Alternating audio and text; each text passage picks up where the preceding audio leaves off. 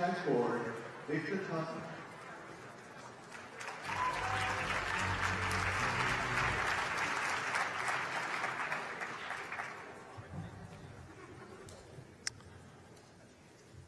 It is my honor to introduce this afternoon's plenary session, the Policymakers, Middle East Policy in the Era of Trump. The discussions we are about to hear could not be more urgent. None of you need a reminder that we are living through an extremely difficult and dangerous time.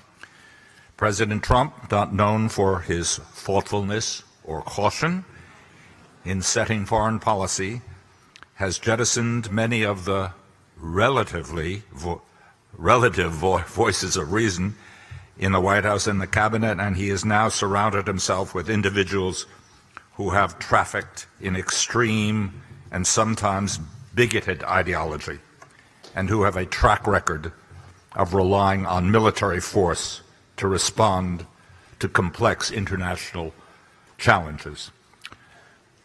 When it comes to Iran, the president has threatened to withdraw from a successful nuclear agreement that has made the United States, Israel, and our other allies safer. In doing so, they risk shattering American credibility, empowering Iran, and pushing our nation toward war. With regard to Israel and Palestine, the president's refusal to commit to a two-state solution, along with his provocative decision on the status of Jerusalem, have helped exacerbate crisis and undermine diplomacy. All of this comes amidst the backdrop of humanitarian disorder and violence at the Gaza border, of growing Russian involvement in Syria, and ongoing confrontation between Saudi Arabia and Iran. It is time of many complex challenges with few easy answers. To discuss these issues and to offer some insight, we will hear from one of our nation's leading former foreign policy makers. We will hear from 3 United States senators who have a critical constitutional role to play in responding to and seeking to restrain the foreign policy actions of the Trump administration. The 3 senators who will be with us, all Jewish, have, of course, multiple opinions. Many of us remember and appreciate the courageous speech of Senator Bernie Sanders during his campaign on Israel-Palestine issues, and Senator Ben Cardin, as the then top Democratic senator of the Senate Foreign Relations Committee, led the opposition to the nomination of David Friedman as ambassador to Israel. And though Senator Cardin had deep reservations about the Iran nuclear agreement, he is now one of its most articulate proponents of abiding by our commitments to it.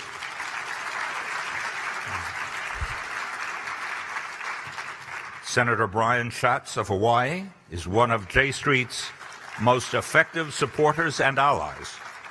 He is also one of the youngest members of the Senate, and he holds a safe Democratic seat.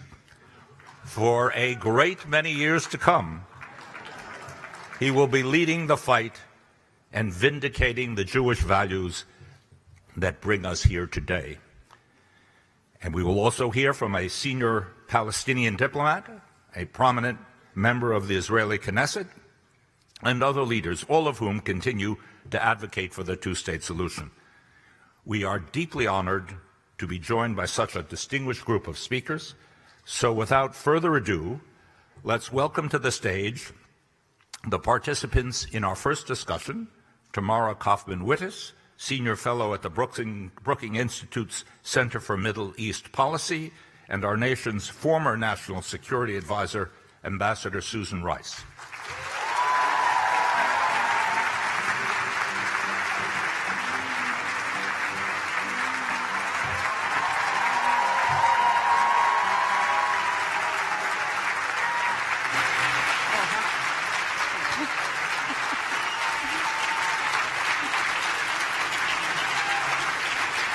Thank you. Hi, everybody. Great to see you. It is great to be here at J Street. I feel a lot of energy in the room today, and yes, and I want to thank you, Ambassador Rice, Susan, for sitting down with us. Thank you, Tammy. Really. You know, we've known one another for 15 years. I think this is the first time we're on a stage together. That's right. So thanks, J Street. Okay, I think we have to start by talking about Syria and the strikes that the U.S., Britain, and France carried out on Friday evening. President Trump's statement Friday night seemed to put some pretty clear boundaries around that U.S. military response to Bashar al-Assad's use of chemical weapons. This is a challenge and a dilemma that you also struggled with repeatedly in office.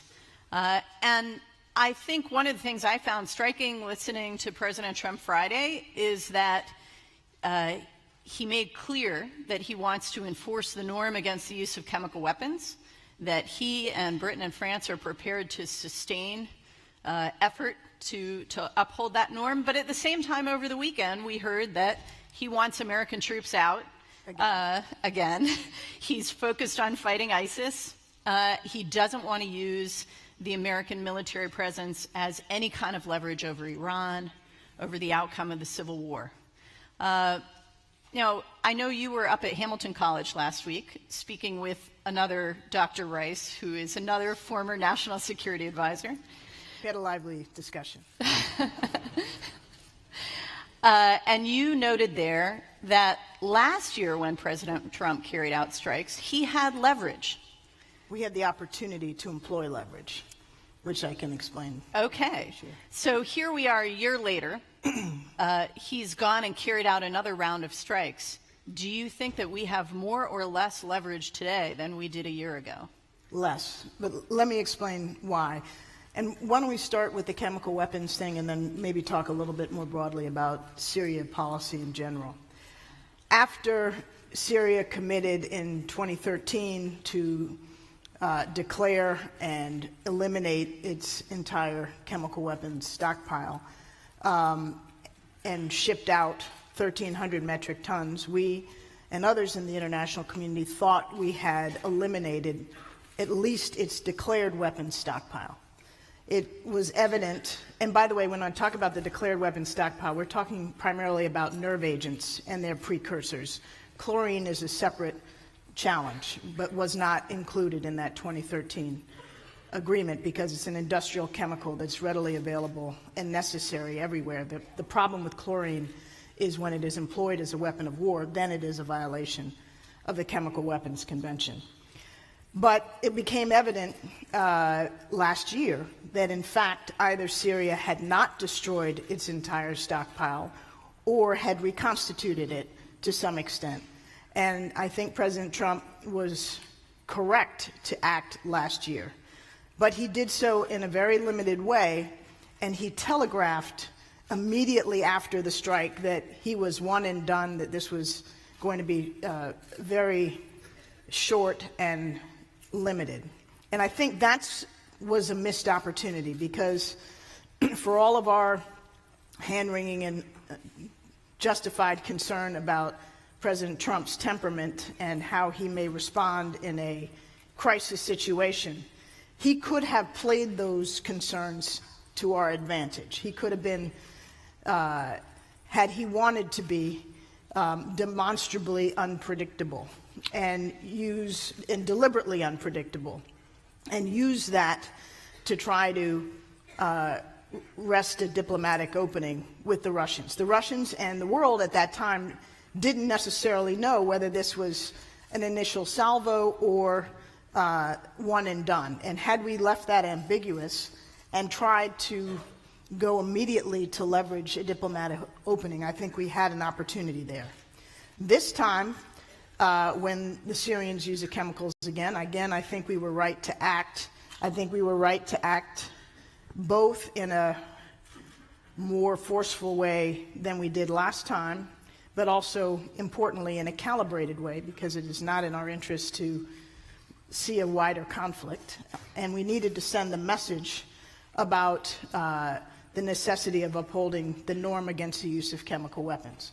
But we very clearly telegraphed and very clearly now twice have demonstrated that we are not prepared to use regime-threatening force to deal with the chemical weapons challenge. And therefore, I think our leverage is even less than it might have been on chemical weapons before. The other thing we did, which I think is going to prove an interesting challenge, is to be deliberately ambiguous. You heard this from Secretary Mattis on Friday night and others, as to whether the red line is now the use of chlorine gas, which has happened many, many times over the course of this war and in the last few years, in which case we'll be striking frequently if we keep our word, or is it still the use of nerve agent, which has implicitly been the red line up until now, and we still don't have clarity on whether the attack that we were responding to in Duma was chlorine or chlorine plus. Right. So we've now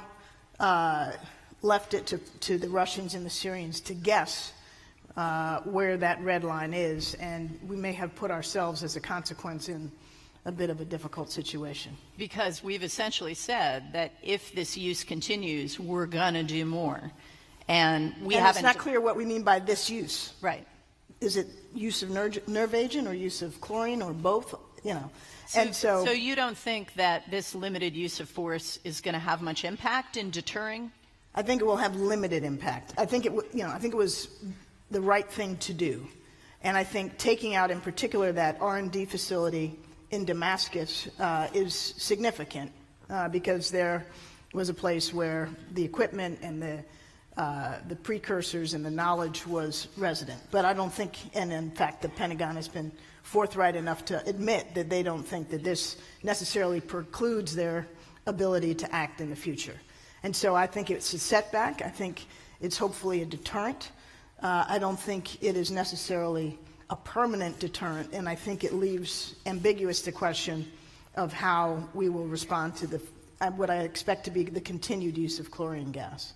So let me ask you about the Russian role here specifically in Syria, enabling, maybe even encouraging, use of not just carpet bombing, but chemical weapons. You tangled a lot at the UN with Vitaly Churkin, the legendary Russian ambassador, especially in the early stages of the Syrian civil war.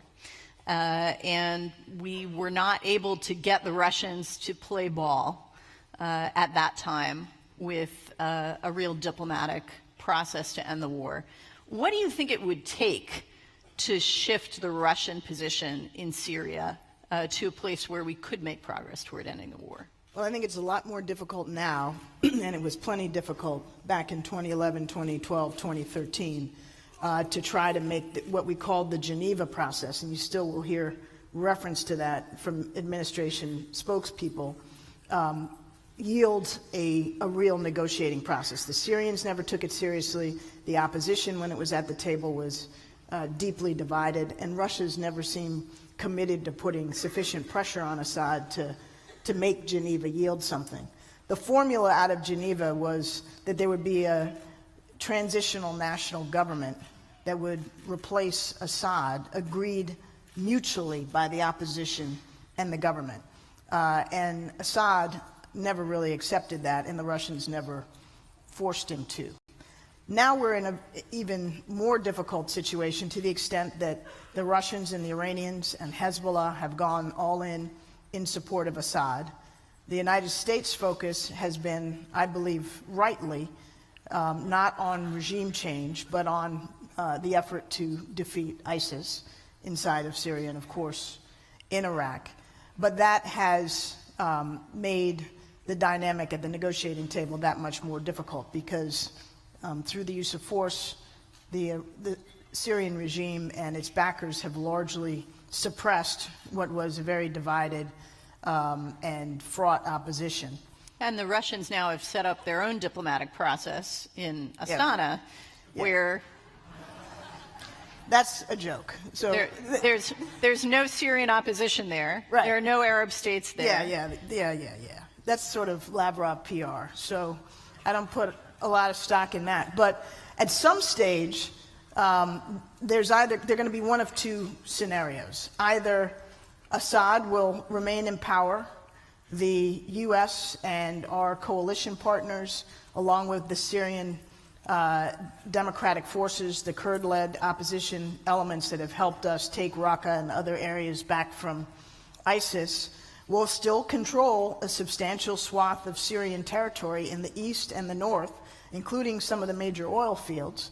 And Assad and the Russians and Iranians will have a portion of the state, the majority portion, under their control, and no help whatsoever from the outside world to rebuild Syria and enable the return of refugees. That's the scenario that we're headed towards under the status quo because there's no negotiated outcome.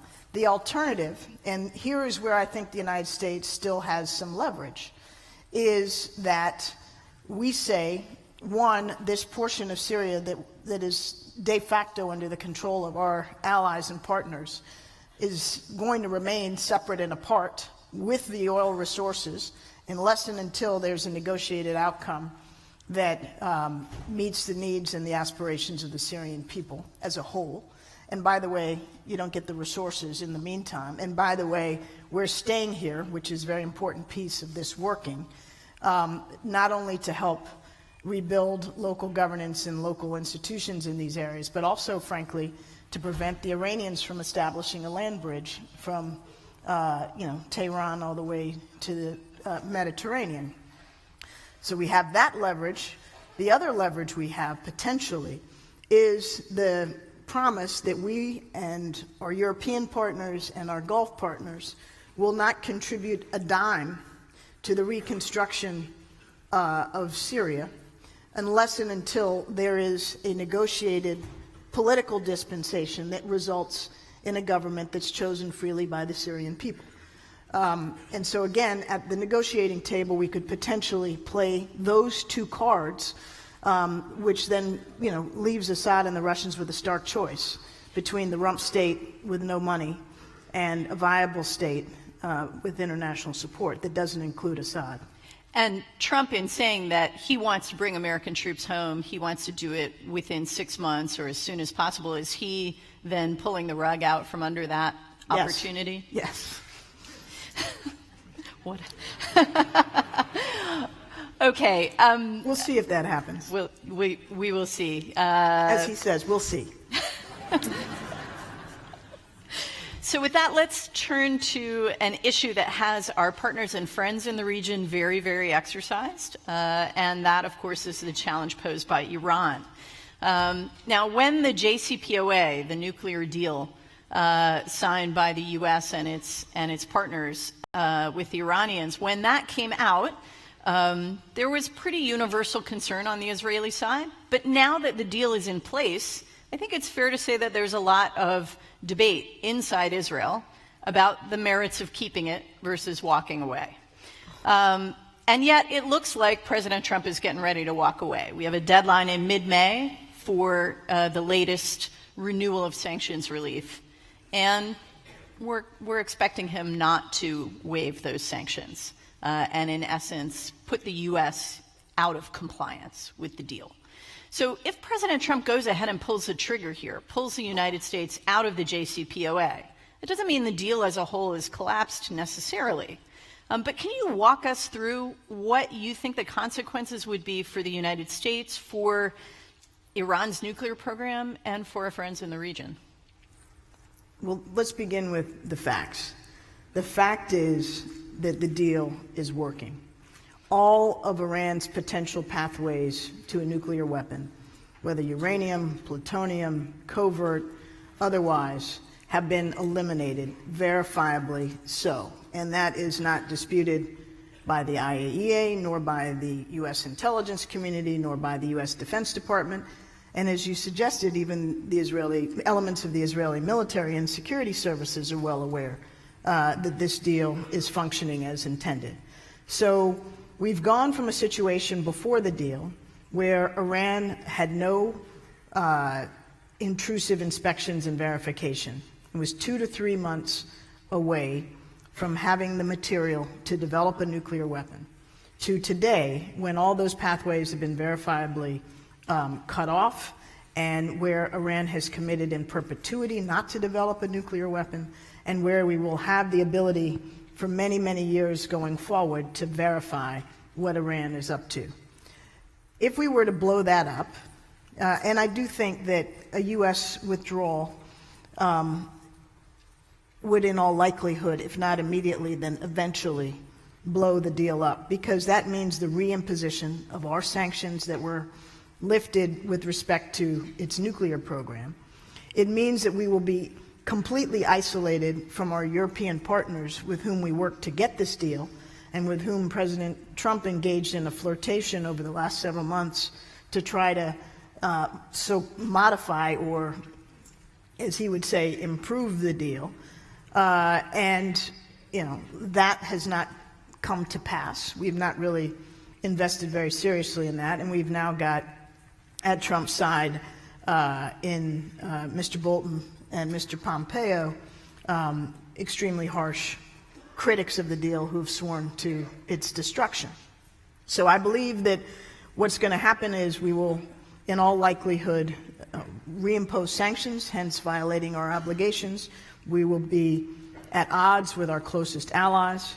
Iran will be in a position to say quite truthfully that they upheld their obligations and the United States did not, and therefore they are not constrained by the commitments they made under the deal. That would leave them free, if they chose, to resume their nuclear program and to pursue it without constraint. We will have lost the very robust sanctions regime that we all worked very, very hard to put into place, that was global in its application. Whatever sanctions the U.S. may reimpose does not mean that our European partners and Iran's other trading partners will go along. In fact, one can be certain that they won't, because they were a means to an end, which was diplomacy.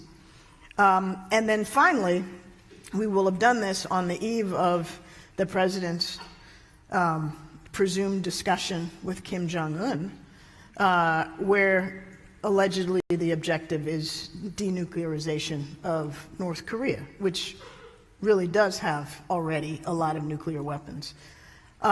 It sends a message that the United States is inconstant, that when we sign a deal and it's ratified even by the United Nations Security Council unanimously, we're prepared to walk away on a whim, even when it's being fully implemented. So I think it's a disaster from virtually every dimension. And all it does is strengthen the hardliners in Iran, who didn't like this in the first place.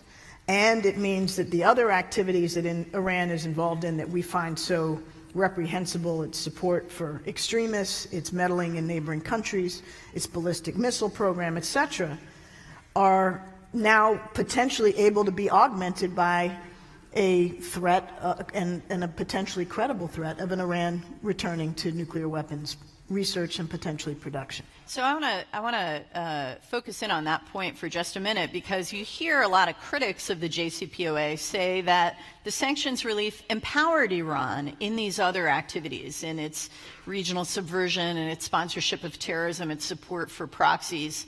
But you're saying that the danger of the JCPOA blowing up is that Iran would be able to continue those activities with the prospect of nuclear force behind them.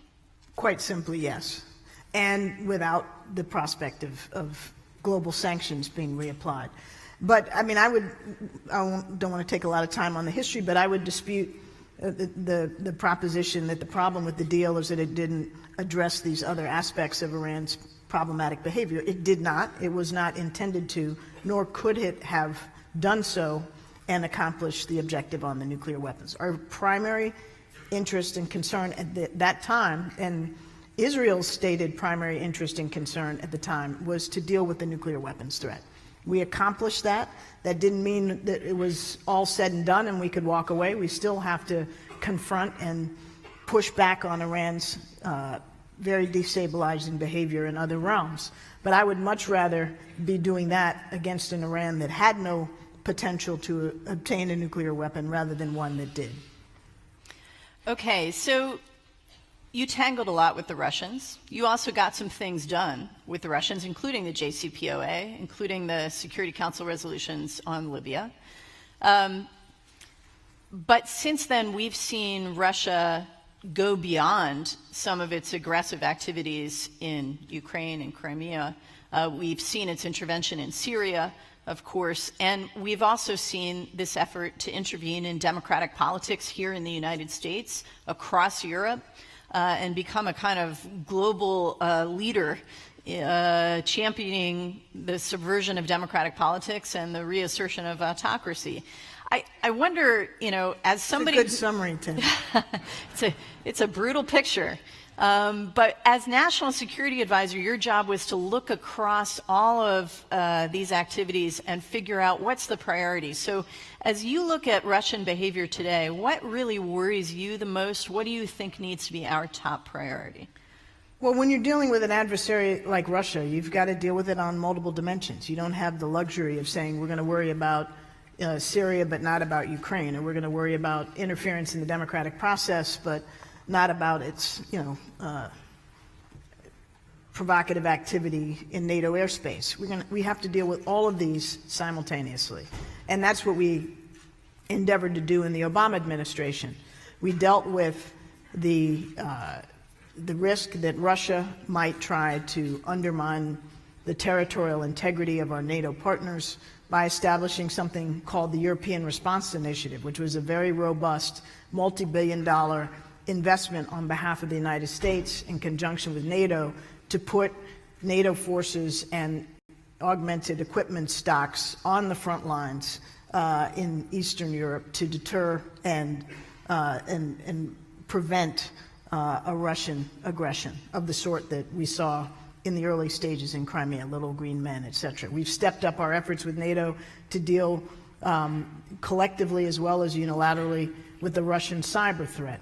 We impose very substantial sanctions on Russia with our European partners in response to Russia's behavior in Ukraine and Crimea. And we worked hard, obviously without sufficient success, still to deal with Russia in the Syrian context, not only on the chemical weapons, but also in terms of trying to deconflict our efforts going against ISIS, as well as to try to revive a diplomatic resolution. We got to do all of these things simultaneously, but I think now the particular challenge is that we are a government and a leader of the West that is at best speaking with mixed messages and not leading with the constancy and robustness that our NATO partners rightly should expect. When you have a president who, on the one hand, as of the last few days, tweets critical things about Putin, but on the other hand, we learned today was very upset at the scope of the sanctions that he approved against Russia for the poisoning of the former spy in Britain. When you have President Trump pick up the phone to congratulate Vladimir Putin on his bogus election victory, and then invite him to the Oval Office and fail to mention the poisoning in Britain, we're kind of not being consistent in our messaging. And as a result, as somebody said, I think aptly, and it was quoted in the paper today, we've got 3 policies on Russia, one from Congress, one from the president, and one from the rest of the administration. And that's a challenge. We need one policy that is clear-eyed about the very real threat that Russia poses. We need to be consistent and coordinated with our allies in the application of sanctions. And I think if Russia continues, as it appears to be, with its interference in democratic processes in Europe and in the United States, then it really is time for sanctions that go beyond targeted individuals or targeted entities to more broad-based sectoral sanctions that cover areas that were not covered in the initial Ukraine sanctions. So there's more we could do on There's sanctions. more. It's not. It increases the risk and the cost. There's no question. There are reasons why. At the end of the Obama administration and throughout the Trump administration, those were not the sanctions of first resort, and they're good reasons. But I think at a certain stage we have to raise the cost sufficiently on Putin such that it affects his behavior. And we've had our intelligence chiefs testify that thus far they don't believe that's been the case. So we're meeting at a moment here in Washington when hopes for diplomatic progress between the Israeli government and the Palestinian leadership seem really stymied. Your administration took several bites at this apple, really tried to move the ball forward, and the obstacles seem to have a lot to do with domestic politics, both for Israelis and for Palestinians. And these are issues over which the United States has less leverage. You told me at one point earlier that after the failure of the Kerry talks in 2014, that the best the United States could really try to do at that moment was to kind of mitigate the damage of a breakdown and preserve the possibilities for diplomacy and for the two-state solution going forward. Now, we had President Trump trumpeting at the begining of his administration. How easy it will be to get Middle East peace. Yeah, we'll see. We'll see. And saying that there's a new initiative coming. But we haven't seen so far buy-in from the region that he needs to launch something new, and we don't even know exactly what he's got in mind. Well, we actually have no idea. Right. I don't think anybody else does either. He may not even know. Possibly. But we have seen him recognize Jerusalem as Israel's capital, which of course it is. We will shortly see the U.S. Embassy open in Jerusalem. We've seen him question whether the two-state solution is in fact the goal. Yeah. What's the impact of these kinds of steps? Where do you think the United States stands now in its role as mediator of this conflict?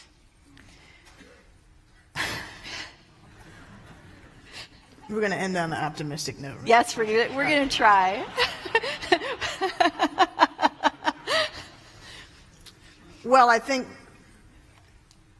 like many administrations before it, the Trump administration inherited an intractable problem that it seems increasingly far from potential resolution.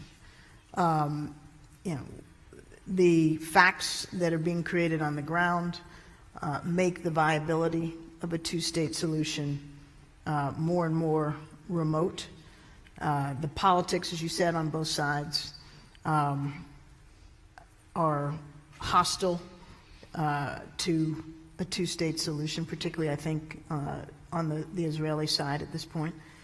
And on the Palestinian side, you have had repeatedly leadership that is unable to take yes for an answer. So this is as problematic a setup as ever.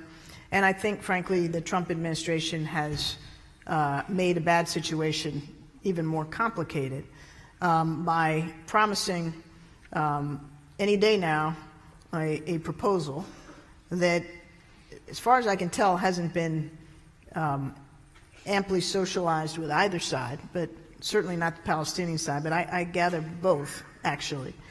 And is highly unlikely to be the sort of balanced bridging proposal that can yield progress. I think the reaction to the Jerusalem decision, obviously on the Palestinian and the Arab side, only complicates our credibility as an honest broker, particularly when President Trump has added that now we have taken this issue off the negotiating table. So I think we are unlikely. Can we still be the mediator in the current circumstance? I think it's very hard. I think, under normal circumstances, we should continue to try. And if I thought that our ambassador and Jared Kushner and all these Middle East experts had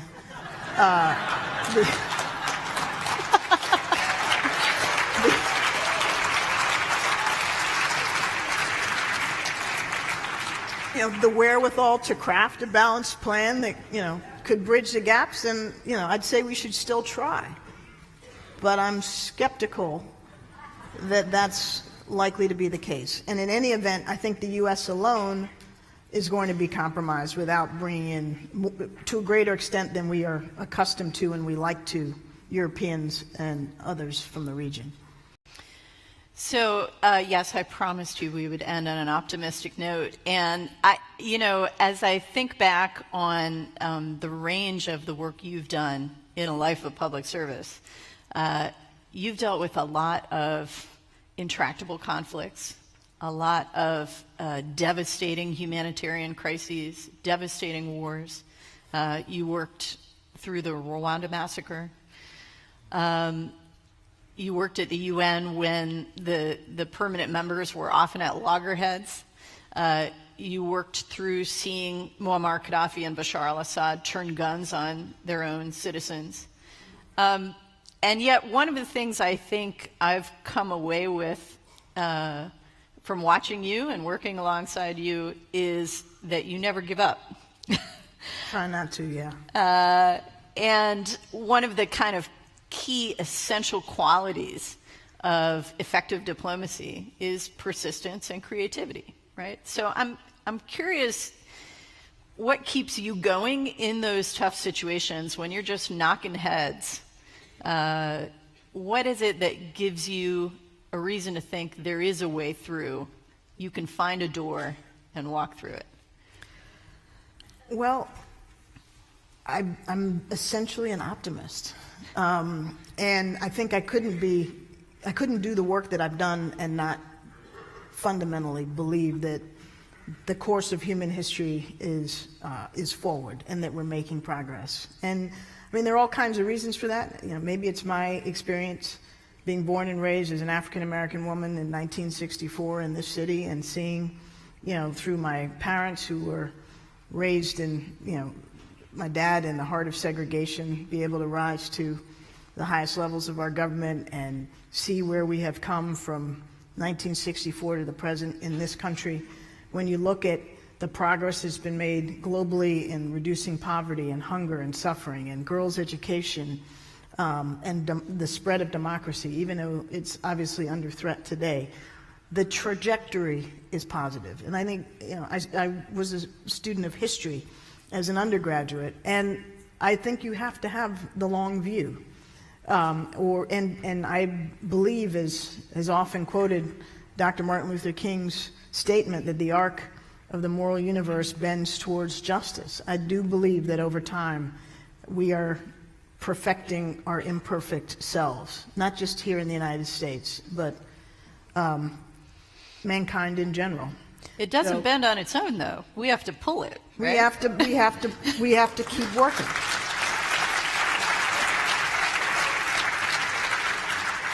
And that's why I think the good work you all are here to do, to lend your voice to justice and peace and American leadership, is vitally important. I think we all individually have roles to play with our voice, with our vote, with our resources, to stand up firmly and together for what we believe in. And what gives me the greatest hope now, beyond my own children and the folks of their generation who truly see the world in a different and I think better way than we do, and certainly than our parents and grandparents did. Just look at the kids from Parkland, Florida, and look what they have done.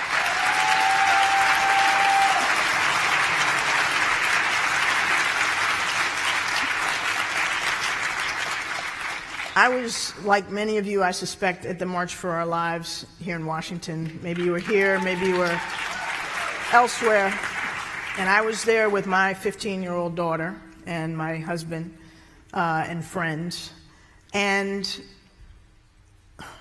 the power and the vision and the determination that they have demonstrated, and they have galvanized across the country, their determination to not rest until our completely insane gun laws are revised, I think is incredibly important. And it gives us all a light to follow and a model for what consistent, serious, thoughtful collective action can begin to achieve. They're not done. We're not done supporting them. But they are the next generation, and they are among the many reasons that I remain an optimist. I believe in the American people.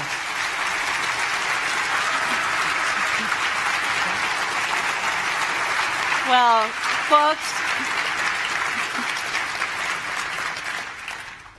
thank you so much, Susan. Folks, please join me in thanking Ambassador Susan Rice for taking the time. Thank you.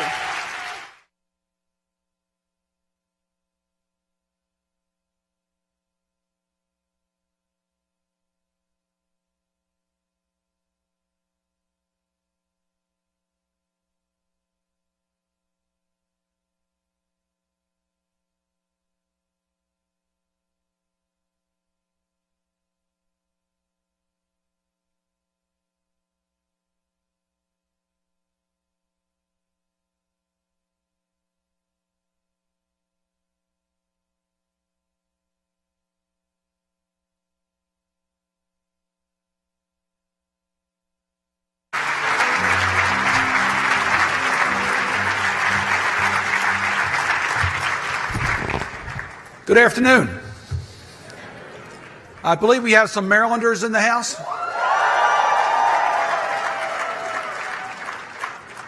I want to first, as I told Susan Rice as she was leaving, we miss her on Capitol Hill.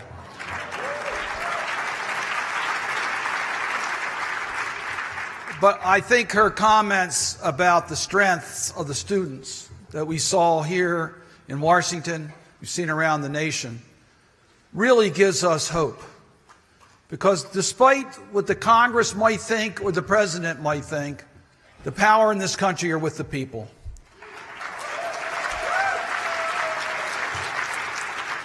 And our students will not be silenced, and they want adults to act as adults.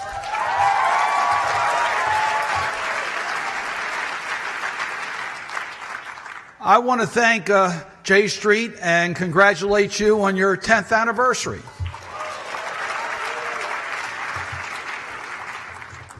"10 years, 70 years for Israel.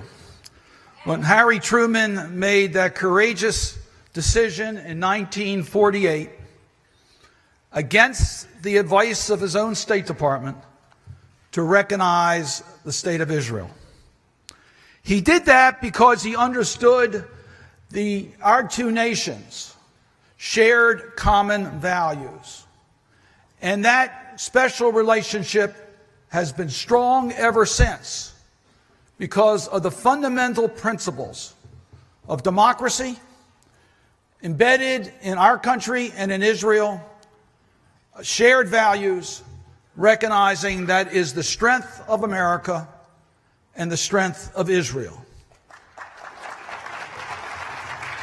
It has been mutually beneficial to both Israel and the United States. We both benefit from that relationship, clearly on the sharing of intelligence information. John F. Kennedy said, "Israel was not created in order to disappear. Israel will endure and flourish. It is the child of hope and the home of the brave. It can neither be broken by adversaries nor demoralized by success. It carries the shield of democracy and it honors the sword of freedom." President Kennedy was talking about the state of Israel, but in reality he was also talking about the United States of America, that special bond between two democratic countries. That relationship goes beyond any individual leader or policy. The founding principles of J Street 10 years ago, support for the people and the state of Israel, respectful debate, a responsibility to speak out against the policies of Israel or the United States that are not consistent with our Jewish and democratic values.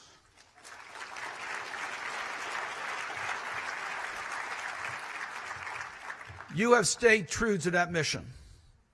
When the Prime Minister of Israel accepts an invitation to address the joint session of Congress, creating a partisan division in our own country, we speak out against that decision.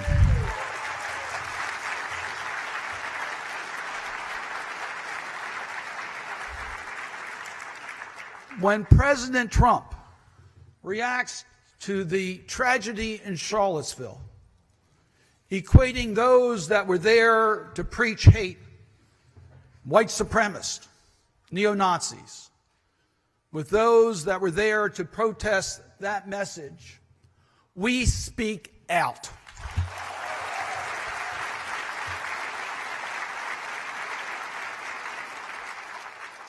When the Prime Minister of Israel takes steps that compromises refugees that are in near risk of their own lives, or crosses the line on how he handles protests in his own country, we speak out.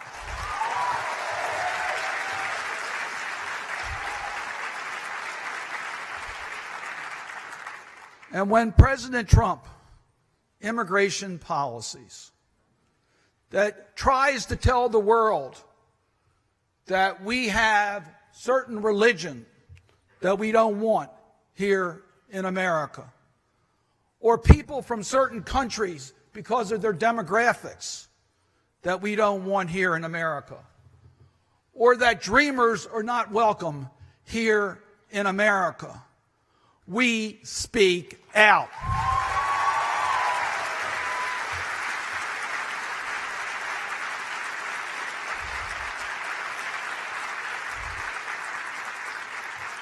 The special bond between the United States and Israel goes beyond any one individual. When the leader of Israel or the United States does things that do not represent the founding principles of their country, we need to be prepared to continue to speak out. This is part of the responsibility of true allies. But we must be strategic in our actions to maintain the broad understanding and support within our political system for the people and state of Israel. And we have been successful in doing that. Just take a look at recent action in Congress. $3.1 billion in foreign military financing provided by the Congress of the United States. $700 million in missile defense for Iron Dome and David Sling and other technologies. Anti-tunnel technology that we share between the United States and Israel, because we both have problems on tunnels. And the support for Israel within the international community. Israel needs the United States to speak out when it is being discriminated against in the international forum. It was Abba Eban, one of the great diplomats, statesmen of Israel, who observed that if the United Nations General Assembly had a resolution declaring that the earth was flat and that Israel had flattened it, it would pass by a vote of 164 to 13 with 26 abstentions. With all the challenges that Israel is facing today, it's more important than ever that we work to strengthen the partnership between our two countries. The rise of nationalism, fueled by anti-migrant sentiment, is on the rise throughout the world. Poland, Hungary, Turkey, NATO allies all now have within their government those who are espousing nationalist sentiments and anti-immigrant sentiments. We saw in Poland just recently the passage of a law that tries to criminalize the ability to comment on what happened in Poland during World War II.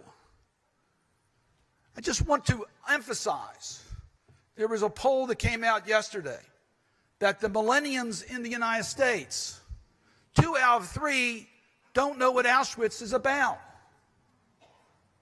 We need to remember our history, and we can't let those who want to reinvent what happened before get away with their lies.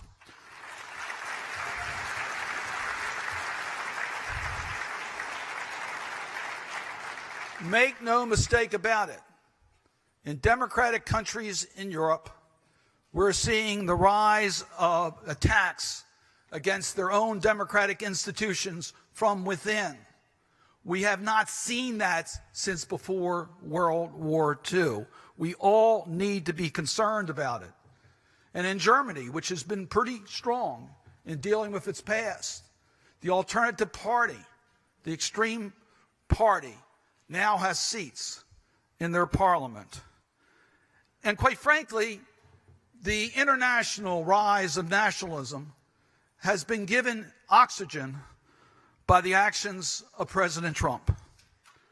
His comments in Charlottesville allow those who espouse hate to think they have a friend. And his anti-immigrant language has made the comments which we see in Europe seem like it's legitimate by the world's greatest democratic power.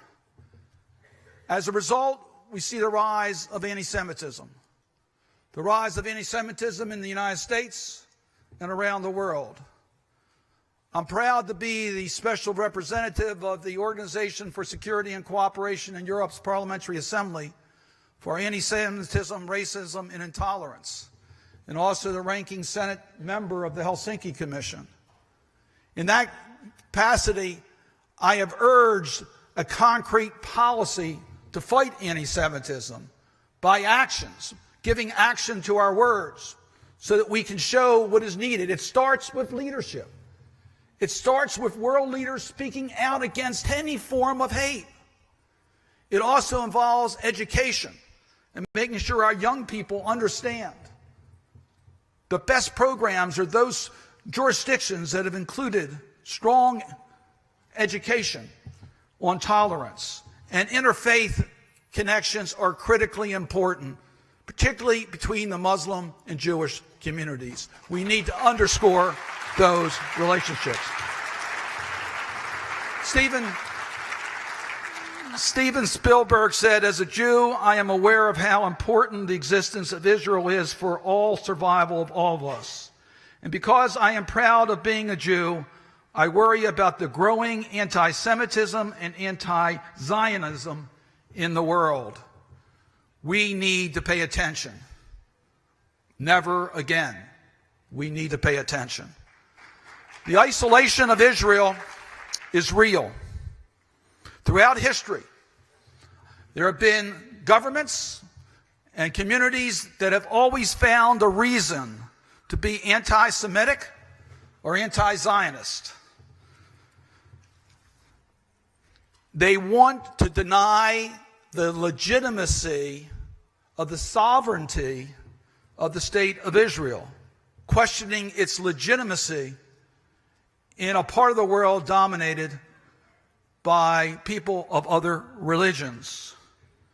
40 years ago, the United States Congress recognized that threat as Arab boycotts started to appear by other countries that tried to use their economic power to cripple Israel's economic survival. And the United States Congress acted 40 years ago, so protecting Israel's sovereignty with the strength of the U.S. economy, recognizing that we could use our economy to prevent Israel from being isolated. Efforts in the United Nations to circumvent that 40-year-old boycott law are now underway. protecting U.S. companies from being coerced to comply with a foreign country's decision to boycott U.S. allies. I authored legislation to try to correct that through actions being taken by international organizations, primarily the United Nations Human Rights Council.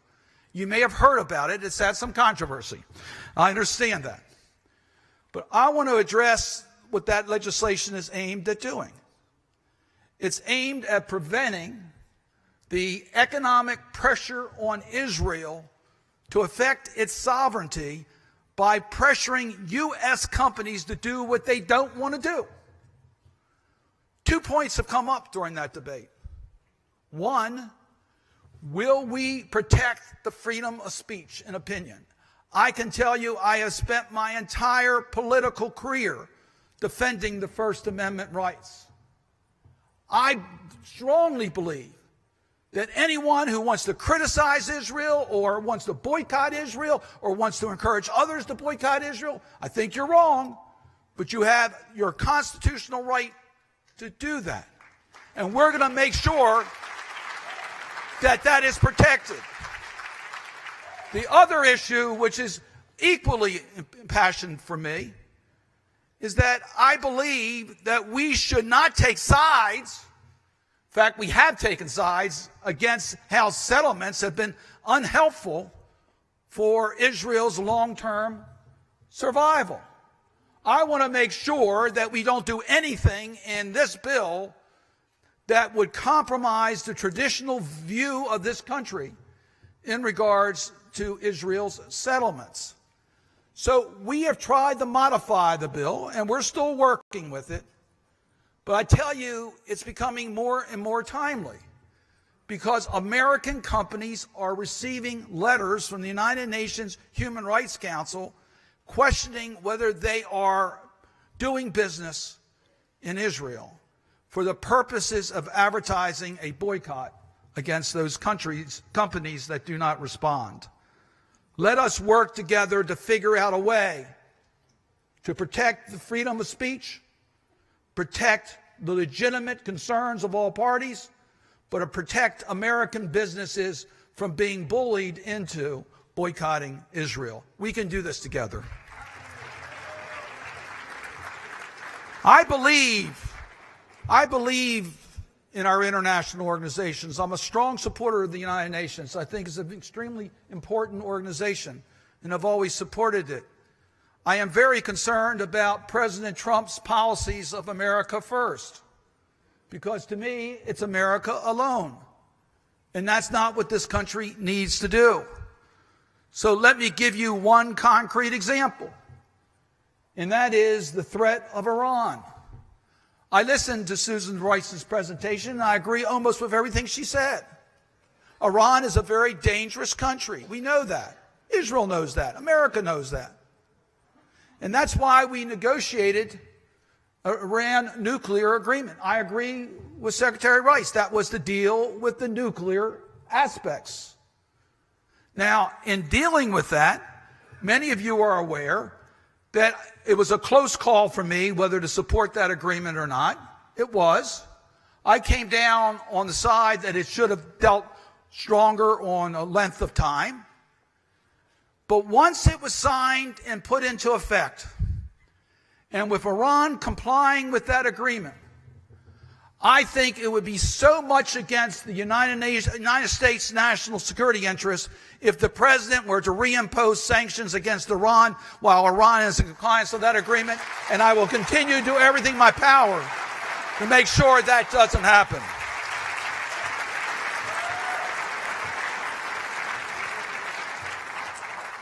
This is a dangerous strategy that isolates the United States. You heard Susan Rice tell you all the reasons. Let me add one more that is pretty current.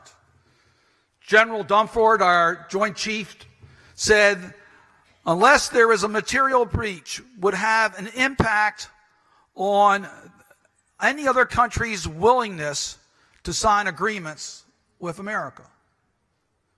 If we walk away from this agreement, besides giving Iran the ability to go back to its nuclear program, besides all the isolation of America from our European allies and all that, why does the president think we could enter into diplomacy with North Korea? Who would trust America's agreements moving forward, particularly when it has been embodied in the Security Council resolution? It is counterproductive to U.S. national security.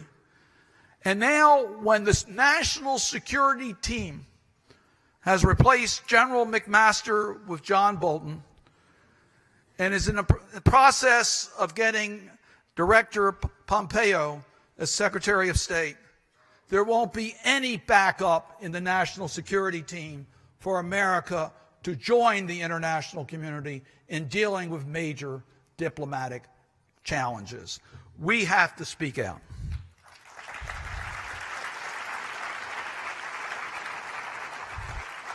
The theme of your conference is a voice for today, a vision for tomorrow. The greatest challenge is peace between the Israelis and the Palestinians. I understand Susan Rice's analysis. We all understand that. But there's only one course for peace in Israel. Only one option. 2 states, a Jewish state of Israel, a Palestinian state, living side by side in peace. That's the only option.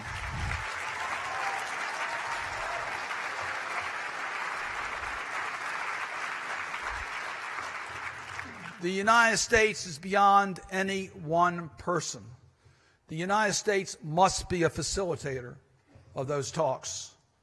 We're the only country that has the capacity to bring this about. One of the great opportunities I've had in life is to be with Shimon Peres on several occasions, first in the 1970s, and listen to his vision for Israel and its neighbors. He understood the 2-state solution. He understood the aspirations of Palestinians and the Israelis. And he recognized that by having peace and opening up the Middle East to prosperity, that it would be a lasting peace. Because what people want is an economic future for their children and grandchildren. And opening up peace between the Israelis and the Palestinians will lead to that. Shimon Peres said, Israel welcomes the wind of change and sees a window of opportunity. Democratic and science-based economics by a nation desires peace. Israel does not want to be an island of affluence in an ocean of poverty. Improvements in our neighbors' lives means improvement in our neighborhoods in which we live.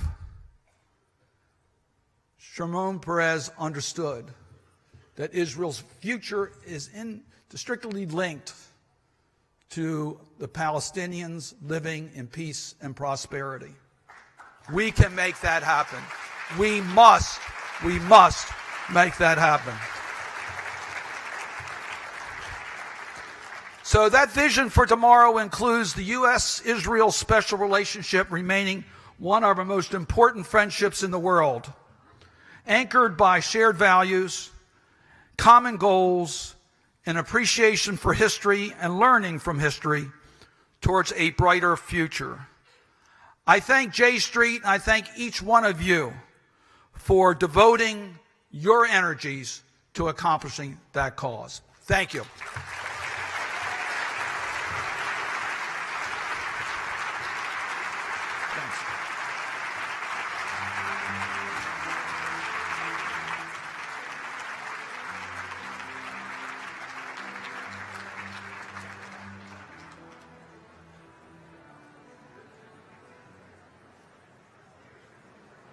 Ladies and gentlemen, please welcome J Street Chicago student Rick David Bush.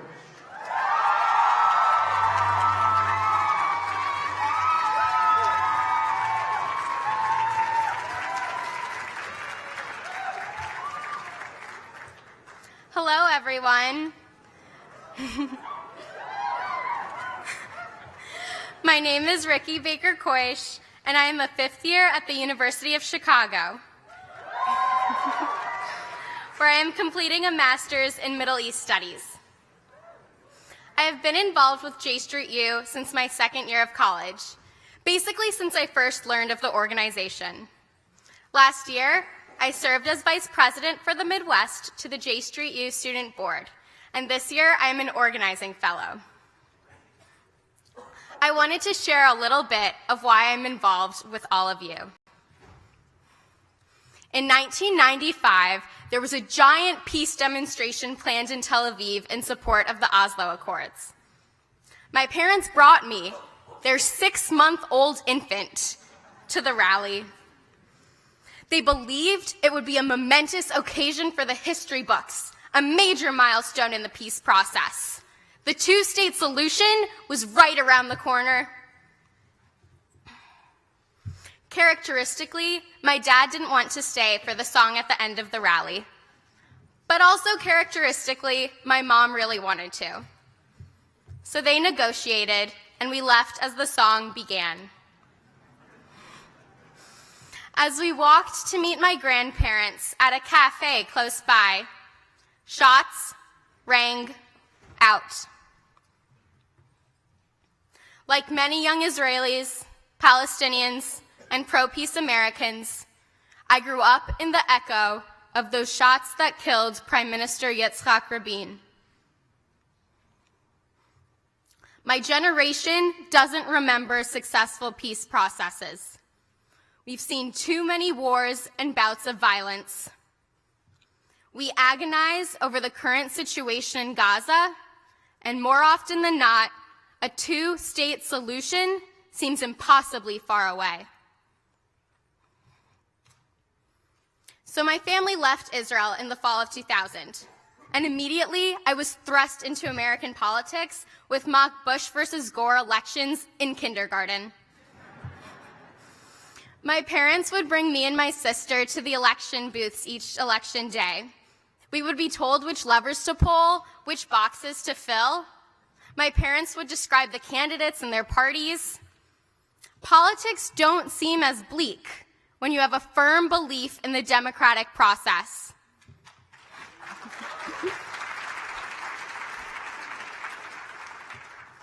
In 2015, I attended the J Street Conference.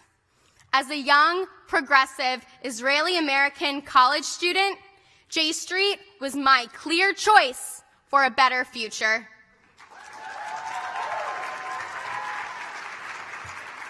I was mostly looking forward to hearing from Israeli, Palestinian, and U.S. politicians, and decided to stay for Advocacy Day, intoxicated by the mere idea of spending time on the Hill and meeting with politicians who, in my mind, had the power to change everything.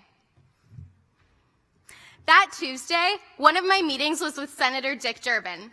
I was blown away.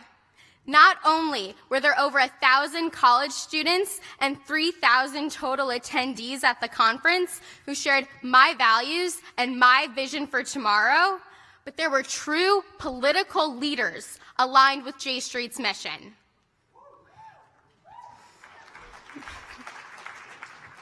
J Street is the place where the two chapters of my political upbringing came together.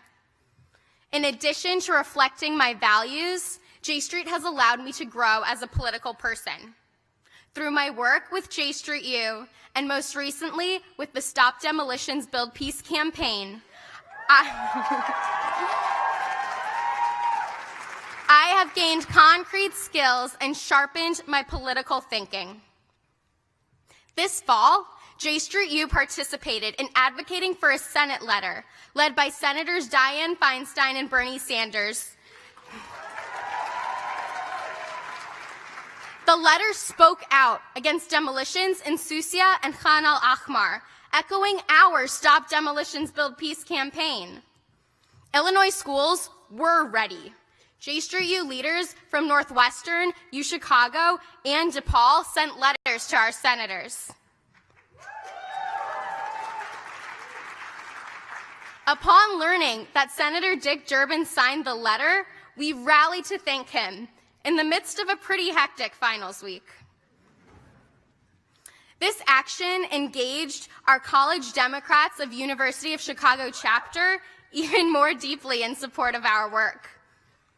After months of progressive coalition building on campuses across the country, the College Democrats of Illinois became the first state chapter to publicly endorse our Stop Demolitions, Build Peace campaign.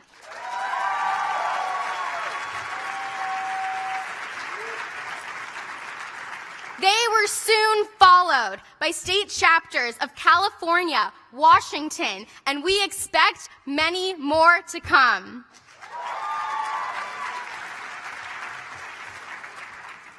Tomorrow, students will join other J Street activists in advocating for a letter spearheaded by Representatives Jan Schakowsky and John Yarmouth that calls on Prime Minister Netanyahu to halt the demolition of Susia, Khan al-Ahmar, and other villages in Area C.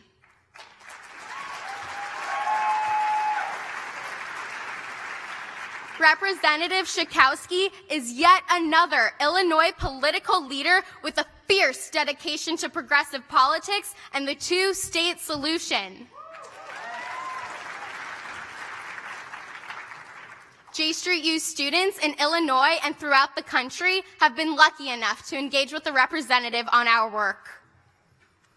Through J Street and J Street U, students have met with President Barack Obama. We've lobbied our members of Congress. Many of us have interned on the Hill. And I personally once fist bumped Keith Ellison on a J Street delegation to Israel and the West Bank.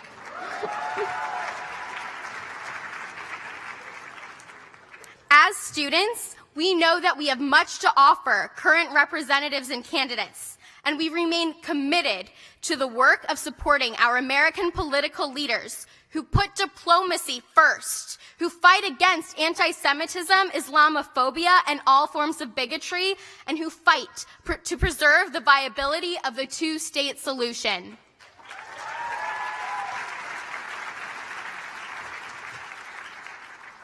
Through J Street and its empowering political work, I have been able to come out of the shadows of those 3 bullets on November 4th, 1995. I have found a political home that allows me to participate in the politics I admire in order to realize a world I want. Thank you.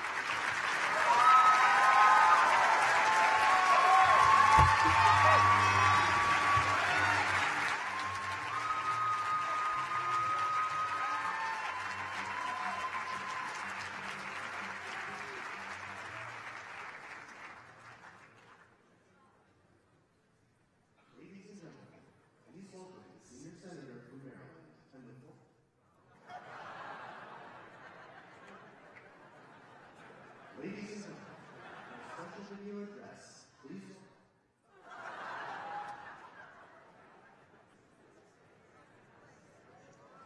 Ladies and gentlemen, please welcome the Chief Representative of the Palestinian Delegation to the United States, Ambassador Dr. Hussam Zalmat.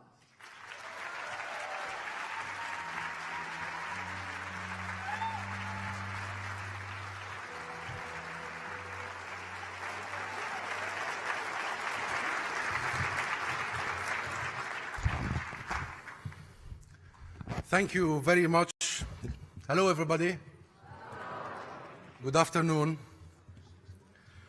Dear Jeremy Ben Ami, that was the voice of God just before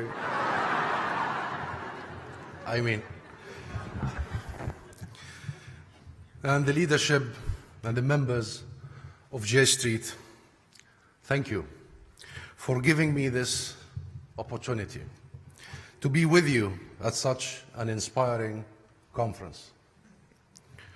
To be among the thousands of brave women and men of all ages, and I see many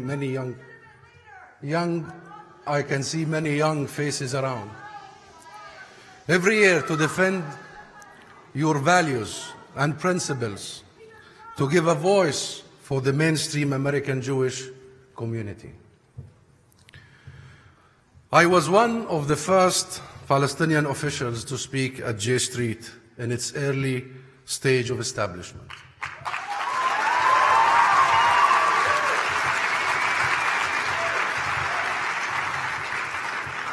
It feels like yesterday.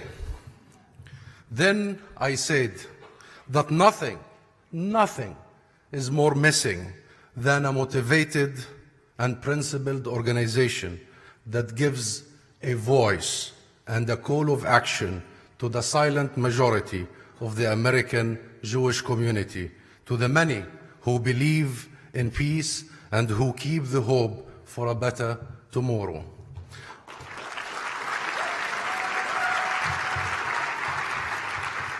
I am inspired to see your conference today, to follow the evolution of your organization, becoming the mainstream American Jewish organization defending peace, to witness your growth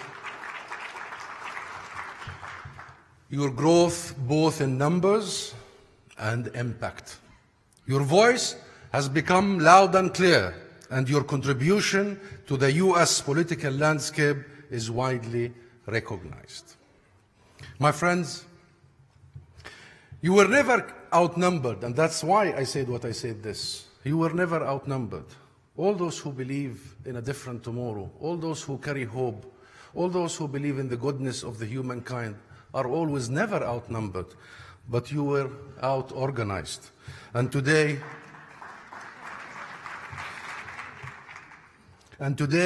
as I said then many years ago, you give us hope and confidence about the future.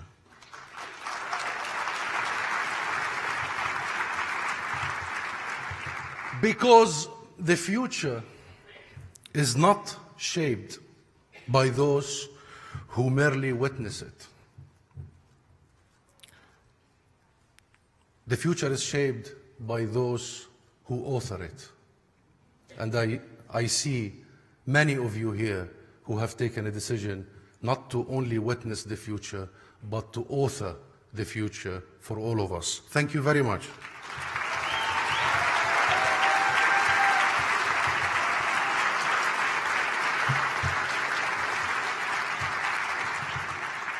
And it is an opportunity to commend you, to commend J Street, to commend the relentless work, your dedication, your investment, your putting up with all that came your way. It is an occasion to commend you, and I repeat what I said many years ago. You have partners in us, the people of Palestine and the leadership of Palestine.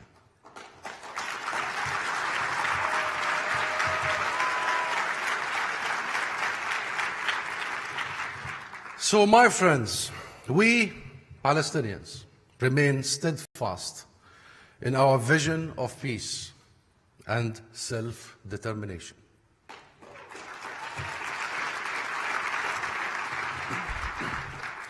Two states on the 1967 borders, a state of Palestine with East Jerusalem as its capital,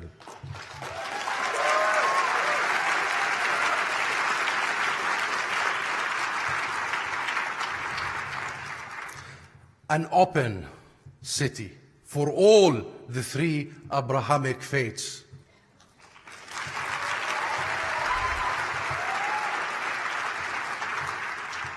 And a just solution to the issue of refugees and the state of Israel. Yes, refugees do deserve an applaud. They have rights. They have rights. They have dreams. They are not a burden. They are an asset. They are a human being. They deserve your applaud. Refugees deserve your applaud. For years, they have been bedeviled. Palestinian refugees, including myself, have been a force of good everywhere they go. Look at them in the Gulf states. Look at them wherever they go. They are an asset, and their rights can always be respected. But here, I would also say that that vision would have to include a state of Israel with final and secured, internationally recognized borders, and with neighborly relations with us and the region.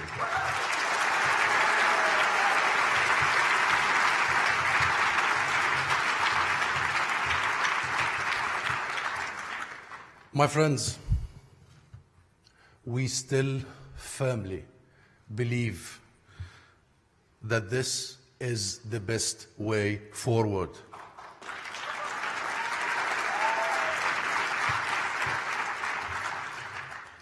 And let me say this, the two-state solution was never a Palestinian demand, was never about absolute justice. The two-state solution was a Palestinian concession, painful but essential for investing in the cause of peace.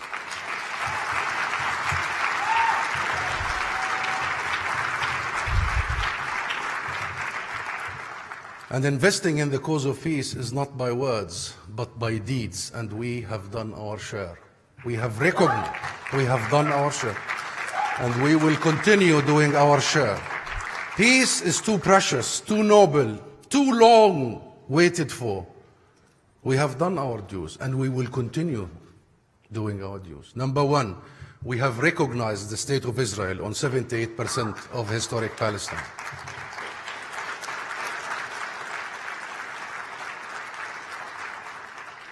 That recognition came from the legitimate leadership of the Palestinian people, from Yasser Arafat and the PNC, voting in the most national democratic way for peace and for recognizing the State of Israel.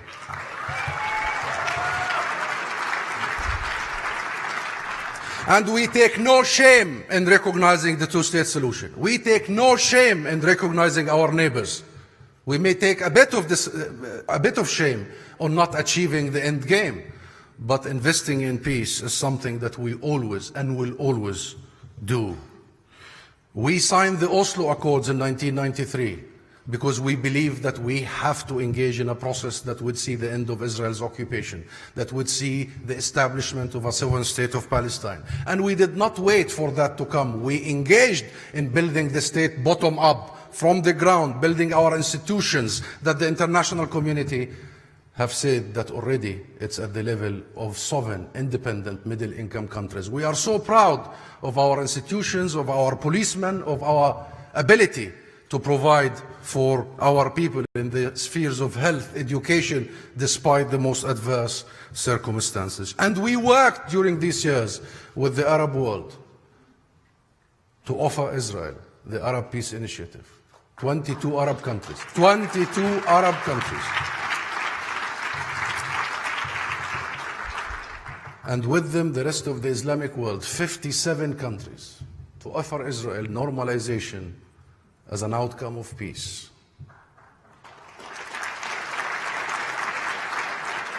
We worked with our brothers in the Arab world and sisters because we want to provide an incentive for peace, but we will not allow this to be a substitute for peace. Normalization is an outcome of peace, not a substitute for peace.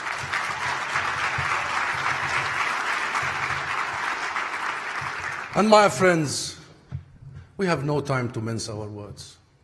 It has become bluntly clear that Israel's Prime Minister, Benjamin Netanyahu, is only interested in a win-all, lose-all formula. And despite all this, for all these years, we did not let go of our vision, of our commitment, of our investments for peace. Our response during all these difficult years was to face up the challenges by adopting non-violence, including popular, peaceful struggle on the ground and reverting to internationalism, the international law, the international system, the United Nations.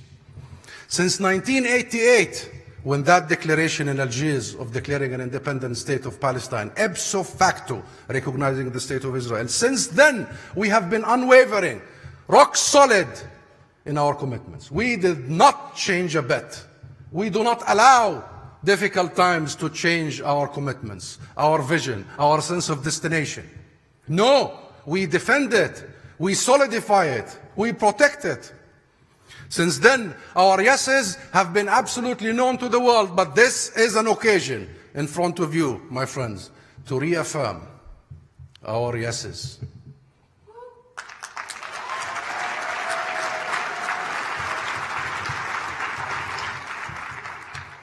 The first yes, yes to a dignified and just peace.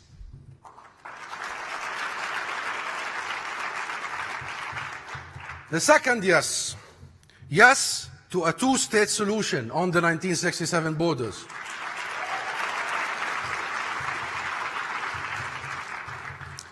Yes to internationalism and to international resolutions.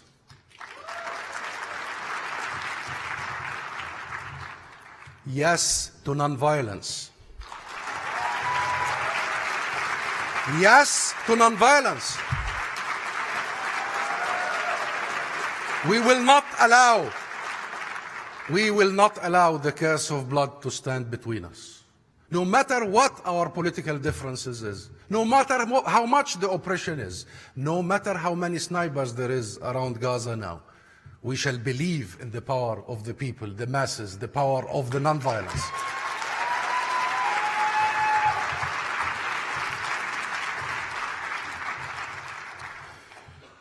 Number 5, yes to a two democratic and egalitarian states.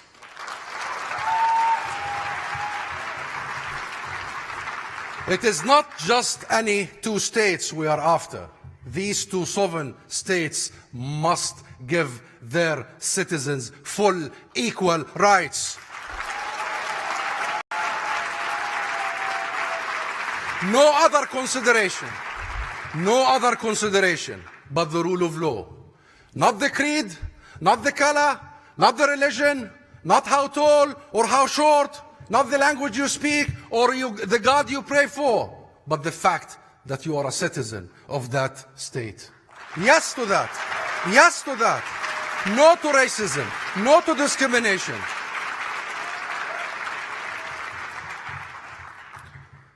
And finally, yes to a meaningful, genuine, credible peace process.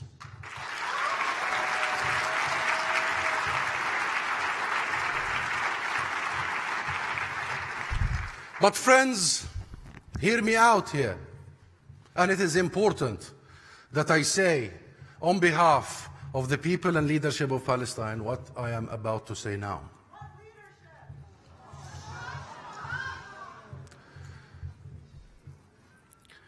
The leadership that has been struggling for over half a century, bringing their people and bringing the international community to the consensus that peace can never prevail without justice.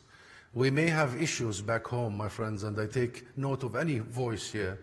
We may have issues, but don't waste our time or lose sight of the fact that Palestinians can only themselves bring about their representation. Don't meddle and don't intervene.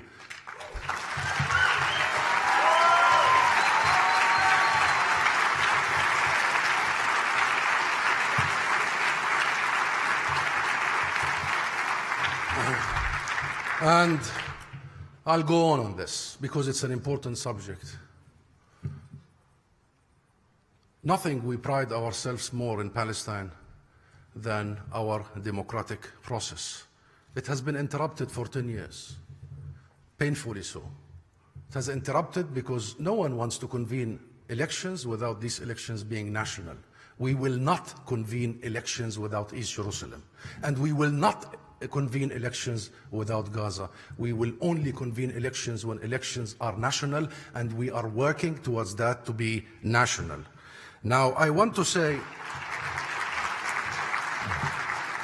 and ask the people of Palestine. They will never, ever accept any leader or leadership if they are not elected. Even when they are elected, there are a lot of opposition.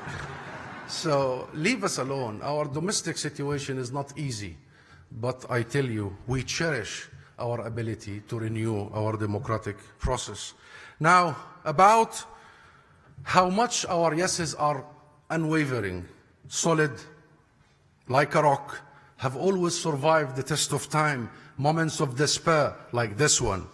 But so are our no's. So are our no's. So here is the first no. Here is the first no.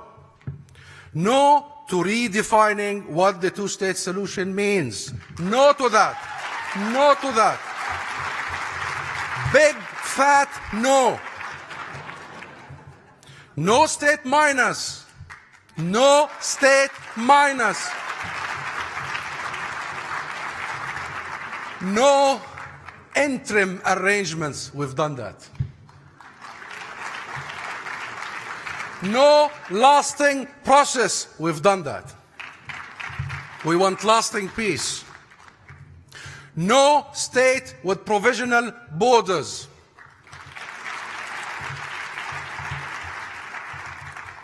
No state without East Jerusalem, its capital.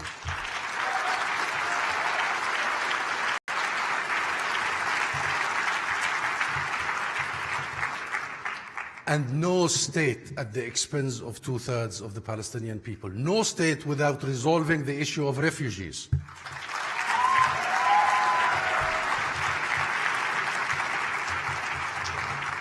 And no state without Gaza and no state in Gaza. And let me say the last no in this area. No state with one Israeli soldier on its soil. Not one.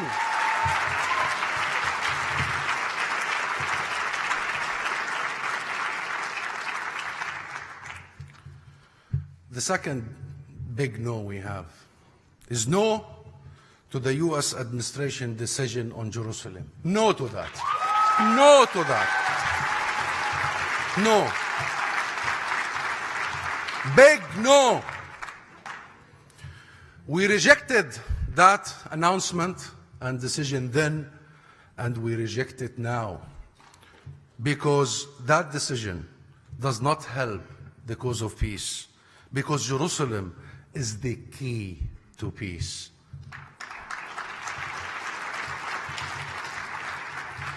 And because Jerusalem is the very heart of what you and us believe in, the two-state solution. Without Jerusalem, there can never be a two-state solution. That decision was not only counterproductive to peace, but it did not do justice to the identity, to the history, to the reality of Jerusalem. Jerusalem for millennia has been inclusive, open, tolerant, diverse. People of all faith, Jews, Christians, and Muslims lived together, coexisted.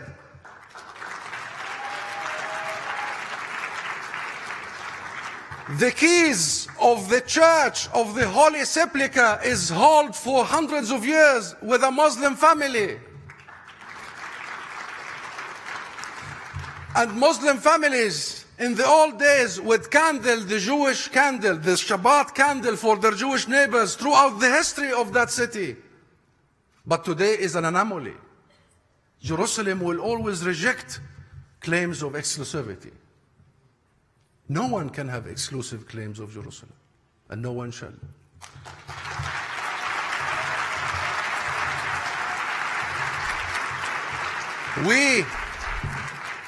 We promise you, we vow in front of you that once peace prevails, once the state of Palestine is established, once that state has East Jerusalem its capital, that city will not only recognize the Jewish connection to Jerusalem, but we will celebrate the Jewish connection to Jerusalem.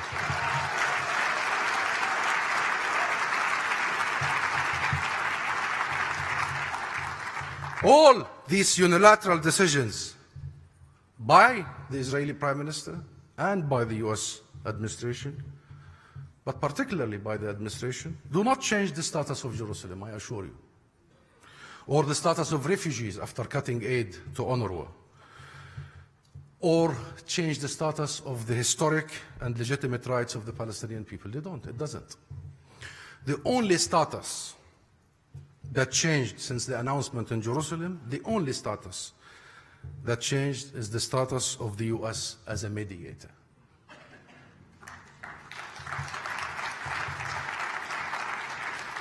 Since 1988, we kept our promises, our commitments, and our relentless investments and efforts to achieve the two-state solution. We stayed the course. We stayed on the negotiating table for 26 years non-stop. So those who say we walk away from negotiation, come on, grow up. We have been over-negotiating, if you want the truth.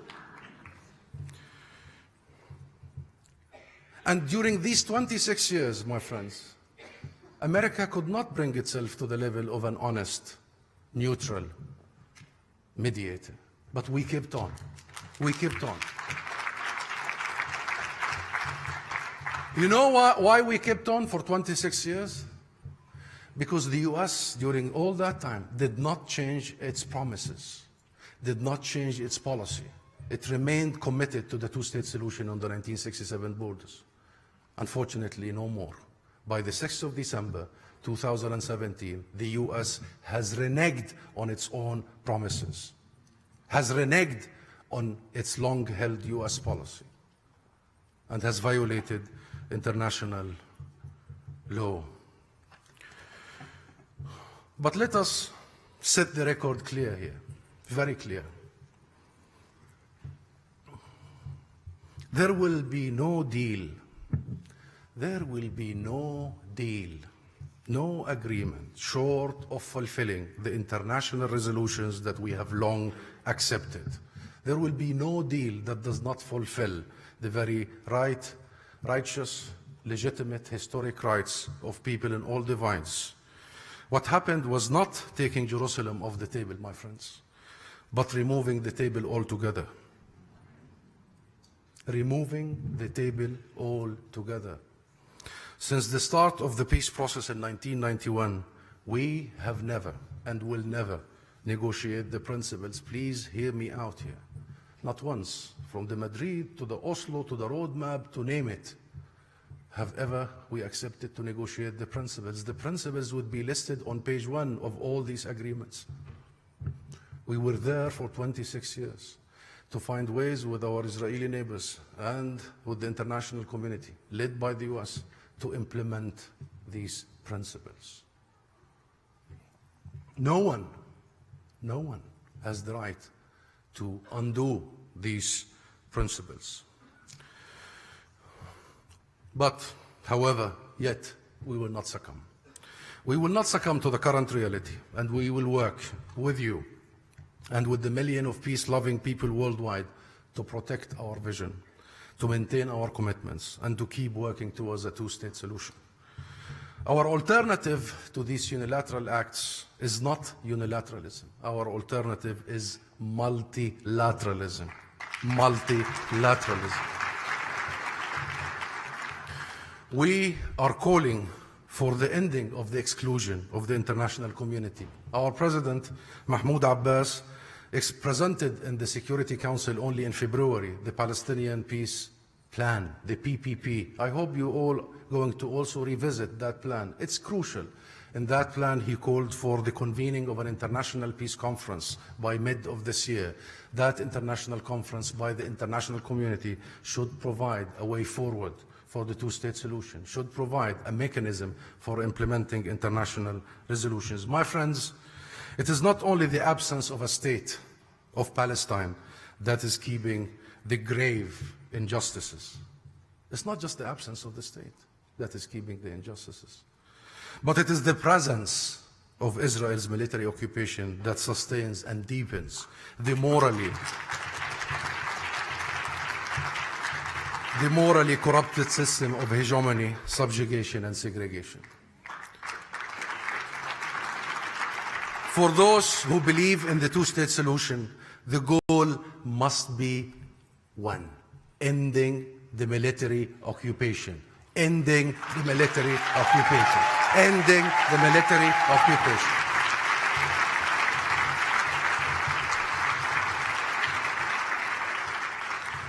For peace can no longer, my friends, afford ambiguity, and there are few who are very ambiguous on purpose. For justice can no longer be left to spend doctors and self-centered politicians, and we have many of them these days. Peace is too noble, too precious, long waited for, and the one thing that will make it nearer is the clarity of the undivided values and principles, and the clarity of our joint purpose and action. What will produce peace, my friends, is us, all of us, standing united to rid the Israelis, the Palestinians, the region, and the rest of the world of the plague named military occupation.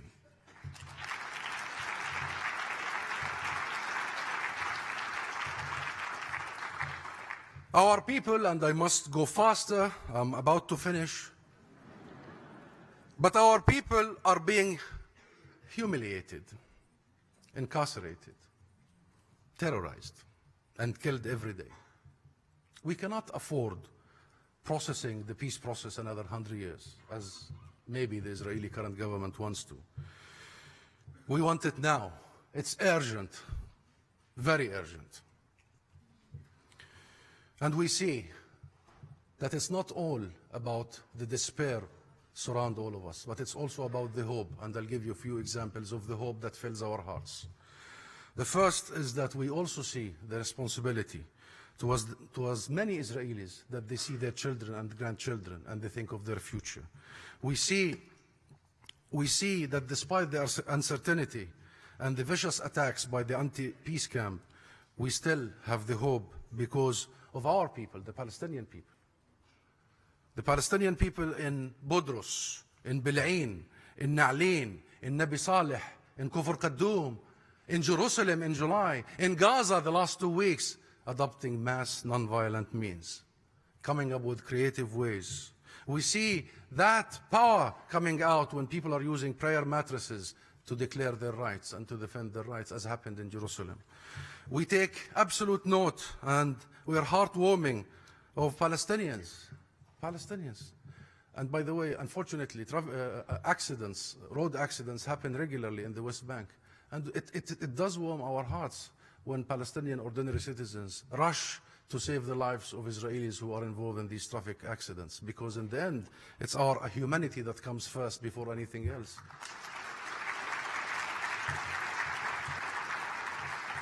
Hope is the young American Jews, like the brave souls in If Not Now.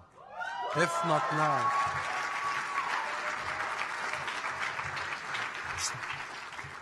Hope is the Israeli human rights group Beit Salem.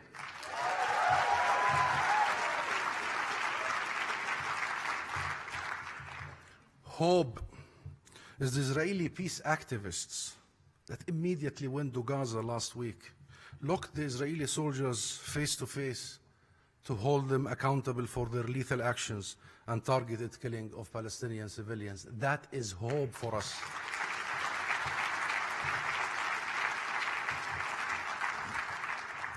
Hope is Tamar Zandberg. Is she here? Tamar Zandberg.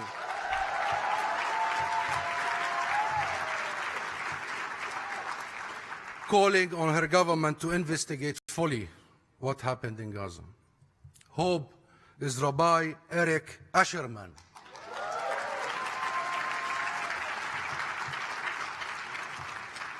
Who stood up to settler extremists, beating him before continuing their job of beating the Palestinian farmers.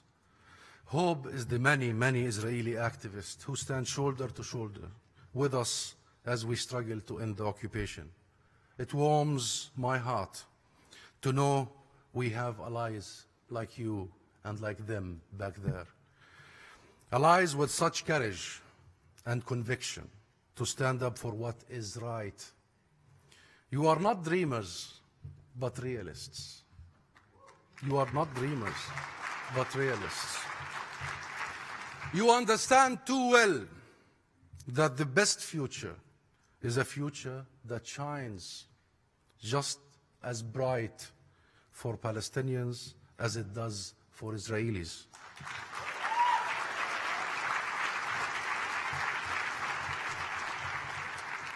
That's what I see in this room, the hope for all sides to live together. We also take hope from American leaders, principled leaders, representatives. And I'm humbled that the man who will take this stage after me is Senator Bernie Sanders.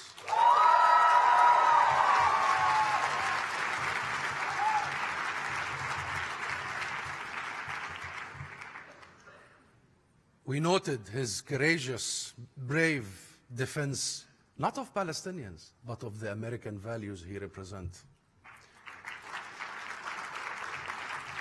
We noted his defense, Senator Sanders, of the rights of people in Gaza and all over to protect the right for peaceful protest. It is their right to protest peacefully. And we take hope from the many, many, many American youth all over, who are doing one thing. They are no longer considering the American values to be undivided. The values of freedom, of justice, of liberty, of potential and prosperity. We see them everywhere. They are growing. The public opinions are showing that the American public, particularly youth, give us hope and certainty. I'd like to end here by saying this. You in this room give us and give the cause of peace real hope. The hope that keeps us going despite all the above. That hope will get us through these difficult times, we promise you, and towards a better future. Remember, my friends, the road is long and tiring. It is. It is us, however, that are winning. It is us that are winning because we are on the right side of history.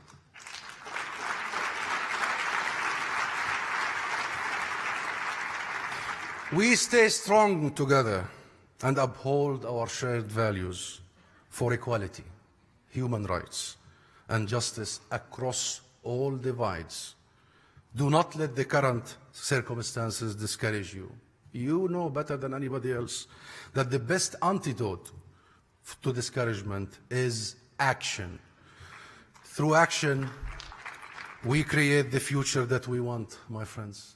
And I believe that we are much nearer to the future we want than those who are pulling us away from the future we want.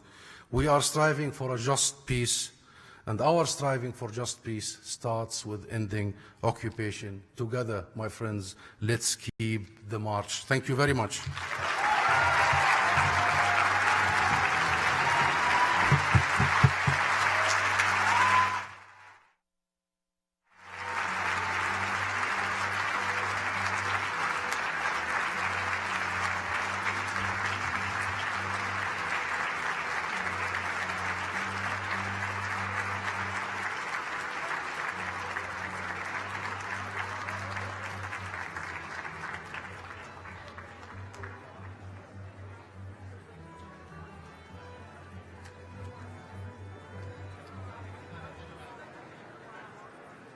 Ladies and gentlemen, please welcome the Senior Senator from Hawaii and the Democratic Chief Deputy Whip, Senator Brian Schatz.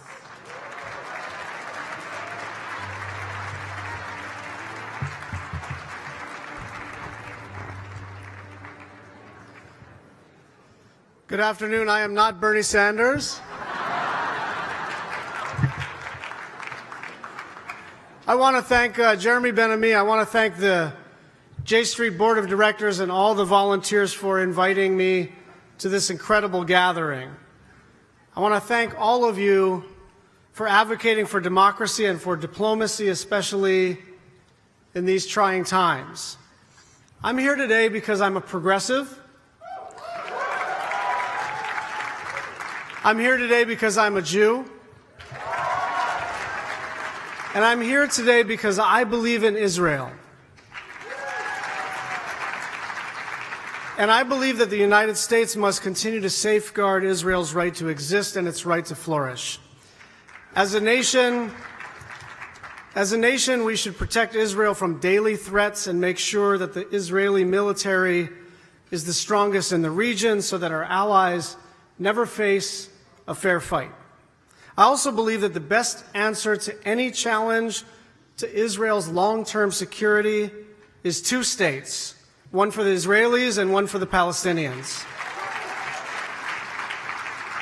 And I'm here especially because I worry that people are starting to abandon this idea.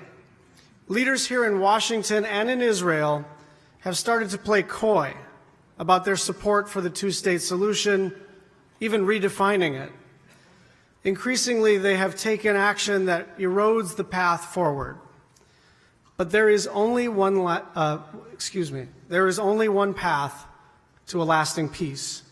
There is only one path that maintains Israel's status as both a democracy and a nation-state of the Jewish people, and that path is two states. And that is why this conference is so important, and that's why J Street is so important. You are one of the clearest voices calling for the two-state solution at a time when Israel's supporters stand between a rock and a hard place. On the one side, you have the most right-wing government in Israel's history. On the other, you have a growing number of people in the United States who confuse disagreement with disloyalty.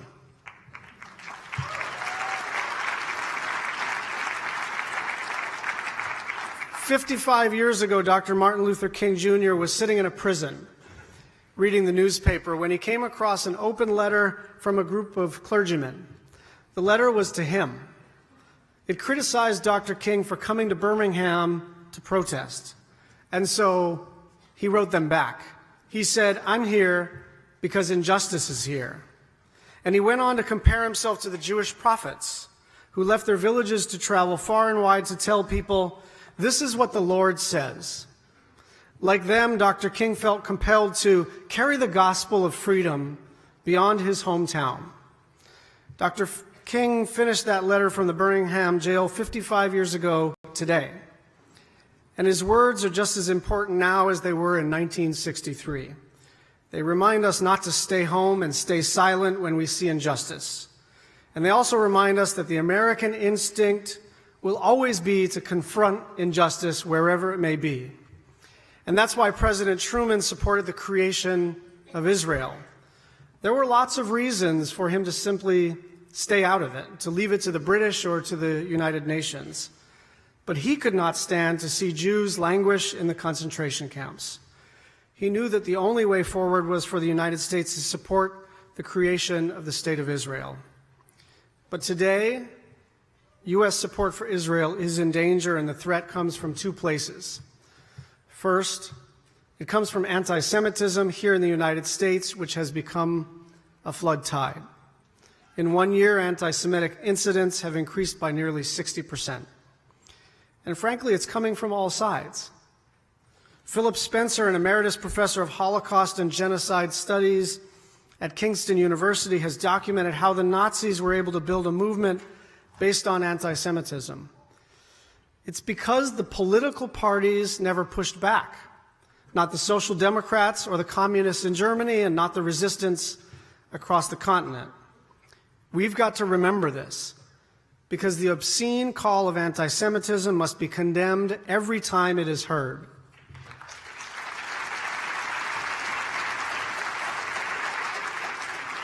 And it's easy for us to look at another country or another political party and say, enough, do better.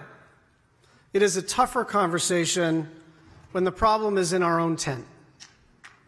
But we know that we cannot look the other way when people who would otherwise be our progressive allies speak out of ignorance or fear or convenience, and they cross a moral line.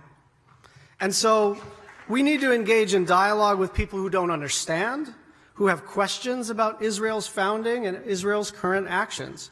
We have to engage, but we have to show people where the moral lines are. Which brings me to the second threat of American support for Israel, and that is the smothering of debate and dialogue here in the United States. The parameters around our debate have gotten dangerously out of control. It's to the point where if you're not willing to see the United States pick any fight on behalf of the Israeli government, then you're not a friend of Israel. But we should not be afraid of debates or disagreements. These are the marks of democracy, not to mention the essence of what it means to be Jewish.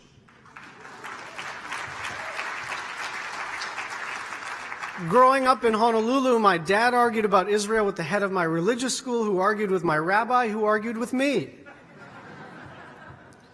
When I traveled to Israel with the National Federation of Temple Youth, I argued with my friends about Israel. And while you're here this week, I expect that you will argue amongst yourselves. It's what we do. We are not a monolith on these issues. That's the antithesis of our tradition as Americans and as Jews.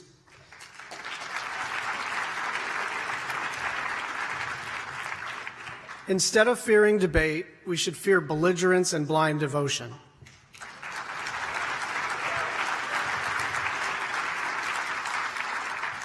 Scott Perlow, a rabbi of the Sixth and I congregation, has talked about the beauty and ethical understanding that Jewish homelessness has given us throughout history.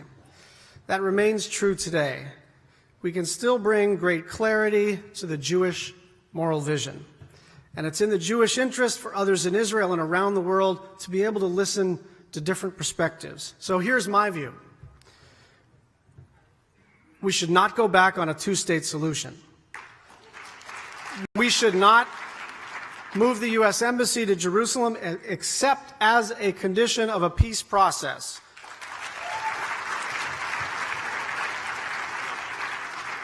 We should not pull out of the Iran deal, which is the only thing keeping nuclear weapons out of the hands of our enemy.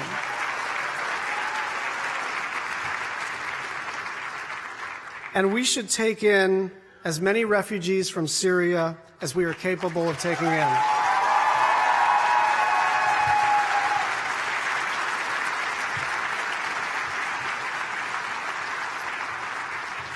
And if you don't agree with every single one of my views on Israel or American foreign policy, that's okay. We can carve out some space in the American political sphere for a difference of opinion. But at the moment, that space is far too small and far too private. If you look at my positions and put them in the 80s or 90s, they would be mainstream. If you compare my views on Israel to the views of the American public, right now I'd probably be right in the middle. But in Congress, I am on the left edge. And that cannot hold. In 2016, less than half of Jewish Americans felt that the Israeli government was sincere in its pursuit of peace. And younger Jews in the United States are even more doubtful. They are likely to say that the United States gives too much support for Israel. And we know that Israel faces the danger of anti-Semitism and the danger of foreign and domestic threats, but it also faces a more foundational danger if American political support for Israel is undermined. If we don't allow robust debate, if we don't allow people to feel comfortable to support the existence of Israel while questioning its government, periodically, then over time the American-Israeli relationship itself will fray.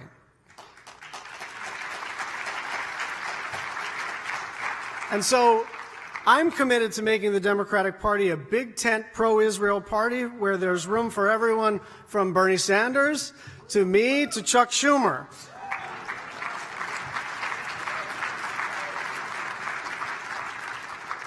And I am committed to growing the number of progressives who care about Israel. But we do have a lot of work to do. As Dr. King wrote in his letter from Birmingham, human progress does not roll in on wheels of inevitability. Progress for Israel, progress for democracy, and progress for peace will only come if we do the hard work and we do it ourselves. We are in a moment when the work is daunting. At times it feels like a worst-case scenario. But if there's one thing that I've learned from the past 15 months, it is this: the voices of the American people make a difference. They can keep our country on track, and as long as you continue to raise your voices, we will make progress together. Thank you for all you do.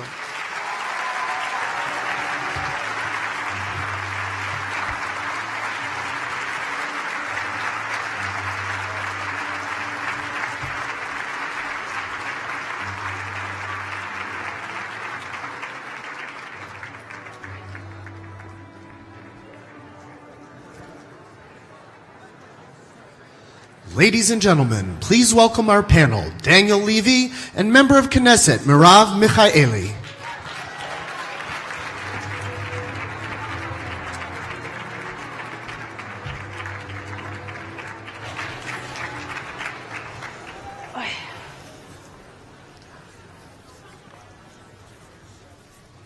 Hello, J Street. So, You would think that they've been sitting here a while, according to the response. yeah. So, I know you like short plenaries and short panels here. We've been told to talk about setting the table for peace, but I would be amiss if I didn't first just say how great it feels to be here on the 10th anniversary Yay. of J Street.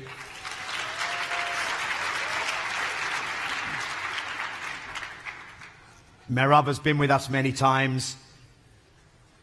For me, looking back, when we were still thinking what the name would be, drafting the first papers with Jeremy, the first pitches, and J Street's grown from strength to strength, and a decade of amazing leadership by Jeremy Ben-Ami. And if you'd have told me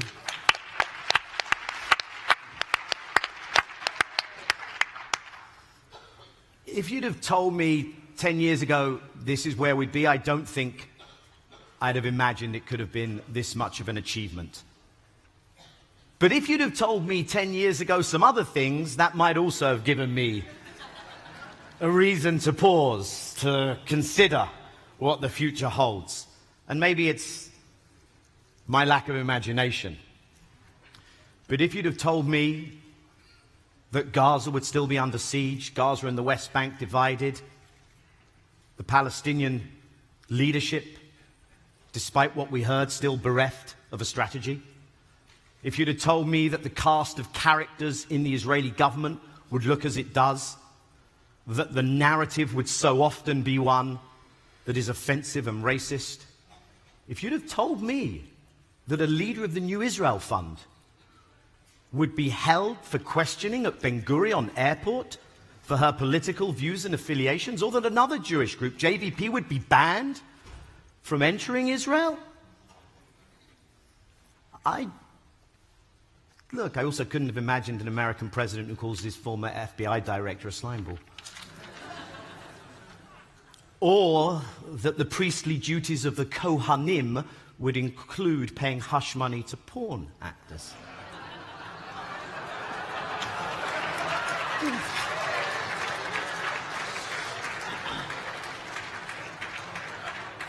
But in setting the table for this conversation, what worries me and where I think the challenge lies is it's gotten worse, but the pendulum hasn't swung back nearly enough. And what I really wouldn't have imagined is that there had been insufficient pushback and blowback and counter-reaction across many fronts. Of course, inside Israel, and Mirav's here, Mirav can speak for herself. I wish we had more Miravs, and I wish we had a more effective opposition, if I may say, including the leader of your own party, but you don't have to respond to that. I will. Good. On the Palestinian side, I heard a lot, but I'm not seeing a lot. And what I heard, one of the things I heard that was fascinating, is that I heard listed all the villages in Area C where there's non-violent resistance. I heard about Gaza and Jerusalem. That's all the areas where you don't have the Palestinian Authority and the Palestinian security forces. That's a real challenge. On the regional side, we've seen a collective shrug, not a collective roar, and an attempt to do normalization without the Palestinians, or even against the Palestinians. The international community has again shown its robust fecklessness. And in America, it's perhaps the source of hope and also, of course, greater frustration because you see an administration so aligned with the most egregious policies of the current Israeli government. But you also see what J Street has achieved. I was moved by what we heard from Ricky of J Street U and the End the Demolitions campaign. I was a little older than 6 months at that rally in Rubin Square. And the emergence of a group like If Not Now.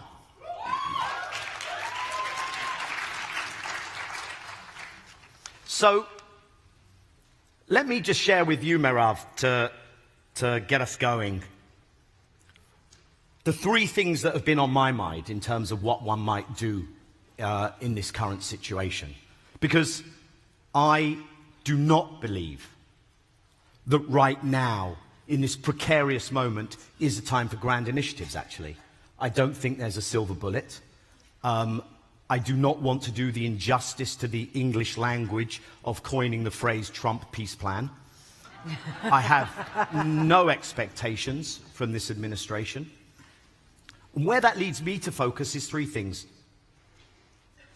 Number one, hold the line. Hold the line on 67, on international law, on opposing what's gone on with Jerusalem. Hold the line also of the logical sequence of the Arab Peace Initiative. The future of Israel will be determined by how Israel interacts with the Palestinians, those under direct occupation in the West Bank, indirect occupation in Gaza, in the twilight zone of East Jerusalem, those who are second-class citizens in Israel, and the Palestinian diaspora. It will not be determined by whether flights to and from Israel happen to cross Saudi airspace, or whether there are meetings, official, unofficial, between Israelis and Gulf officials. That's not going to determine our future. So number one, how do we hold the line? Number two, for me, this is so much about the incentive and disincentive structure.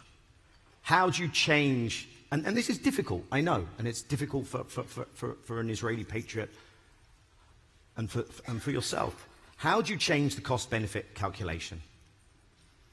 It's great to have incentives for peace, but what are the disincentives for continuing with the status quo? How do we create accountability? And I wonder how one and when one more effectively revisits the question of sanctioning. And whether we should make common cause with some of the most regressive elements in the community and beyond.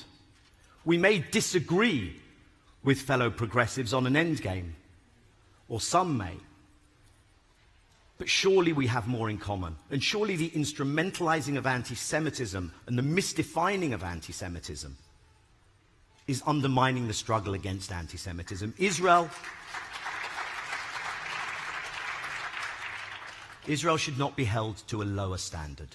And Israel should not be used as the vehicle for launching attacks on civil rights and freedom of speech. And I disagree with something I heard earlier. I think there should be a UN database on companies involved in the settlements, and it should be published, and it's the right thing to do.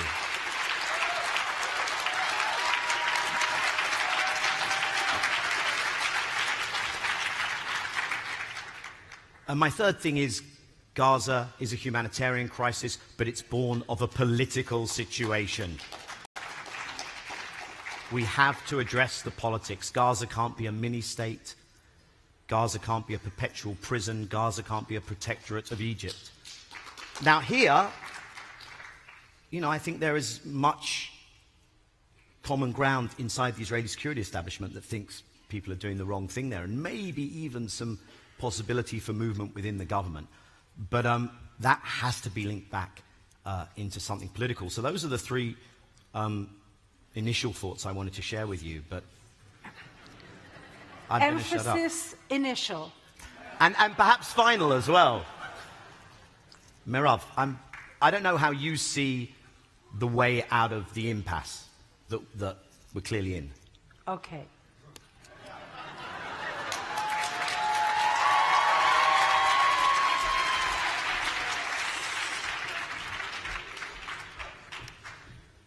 Well, Daniel, who became 10 years older during this time. No, not now, I mean since the first J Street Convention. Seriously, that's what I meant. Doesn't remember that he's responsible to bringing me to the first J Street Convention. Long before I was in politics, or at least in formal politics, I had the privilege of being in Washington in the first J Street Convention. And to remember, if you think that you are excited and energized about what's happening now, you have no idea. Those of you who weren't here 10 years ago, because you were far too young to be allowed to go out of the house alone. And this energy that was then and is here now is part of the ability of this camp that believes in peace and believes in the two-state solution as a way for peace, sustainable, real peace, and as a way for Israel to be sustainable and secure and the homeland of the Jewish people. Mind you, all of the Jewish people, without distinctions.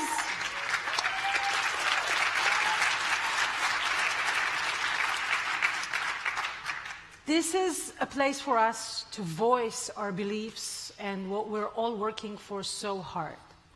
But in those 10 years, not only did we get a little bit older, but, and the things that Daniel mentioned have happened, but also in these 10 years, we, all of us, are now in a much more, unfortunately, in a much more, I would say, defensive, almost corner. A lot has become much more difficult.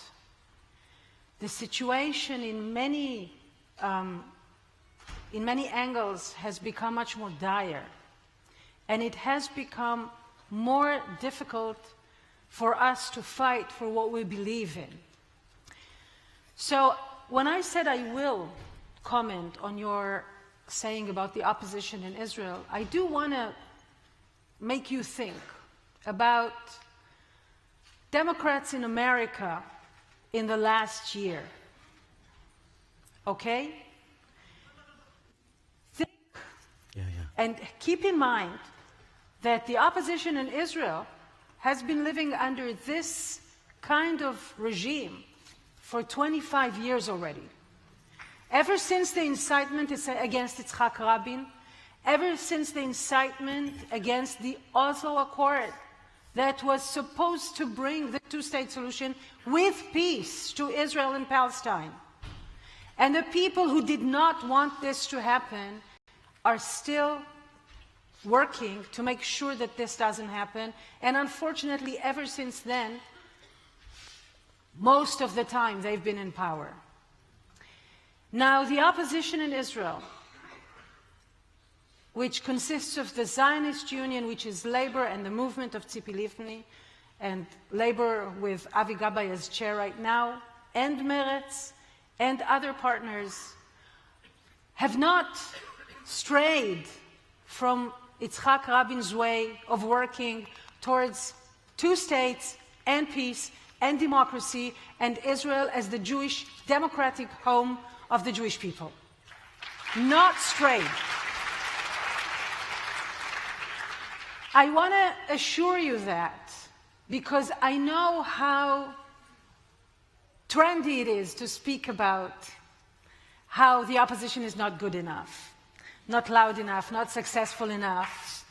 Well, sometimes we ourselves, yes, we wish that we had been able to throw away the government that we think is doing Israel wrong.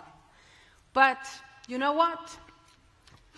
No opposition in the world ever managed to throw down a government it's always the government that brings down itself.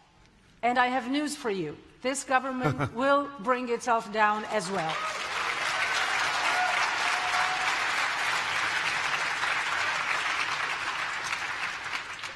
Now, keeping the line, what you referred to, Daniel, is not as easy as well. Keeping not on either frontier, because we have a government that works actively and formally. They're not hiding it as they used to in the past. They're working towards annexation. They're working towards killing the mere option of a two-state solution. We are fighting that as best we can. We are voting against whatever legislation proposal that they're bringing. We are filibustering everything, every initiative that they bring. We are shouting as loud as we possibly can, but we are facing the same incitement and delegitimization that Yitzhak Rabin had to deal with. This is the same dynamic. These are the same forces, and they are even more self-confident today. And we have to fight it even stronger than we had to in the past. Your partnership is super important for us to be able to do this. So thank you.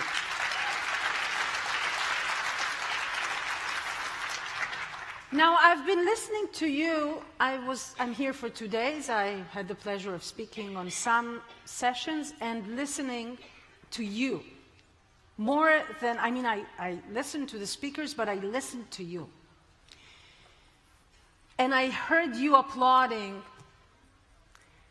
so strong and so enthusiastically when people talk about the victims or the people that you consider to be the victims. But it hurt me actually to hear you not applauding when the last speaker said that he believes in the state of Israel and its right to exist and its right to security and the importance of it. Seriously.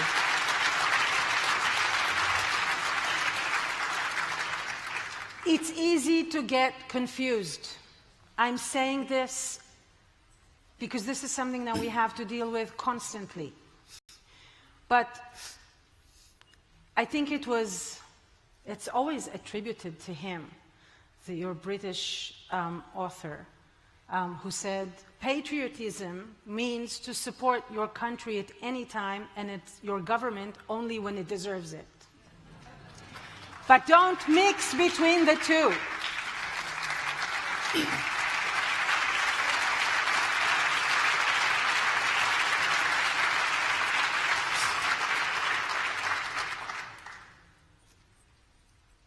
I said in my inaugural speech to the Knesset, which took place 5 years ago, Israel is in a strong and secure place, maybe more than ever before.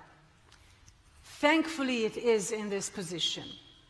I strongly believe that from this place, Israel must take initiative to find a solution for the conflict with the Palestinians specifically and with the Arab world, and certainly there is a big part of the Arab world that wants it today more than ever, and find a solution and work towards the possible peace.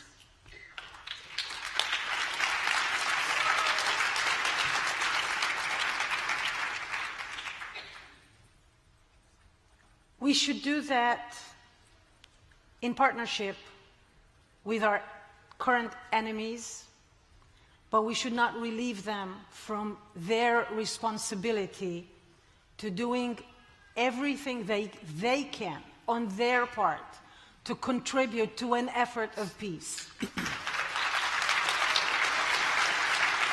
So, I'll conclude, for now, by saying that sometimes I feel we are in the midst of a tragedy. Israelis and Palestinians are too often like a fucked up marriage. There is so much potential there. We just need good counseling.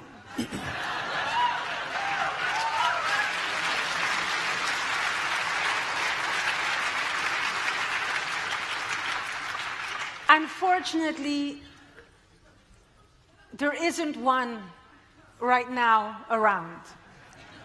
But I'm sure and certain, and I know that there will be. And one last thing.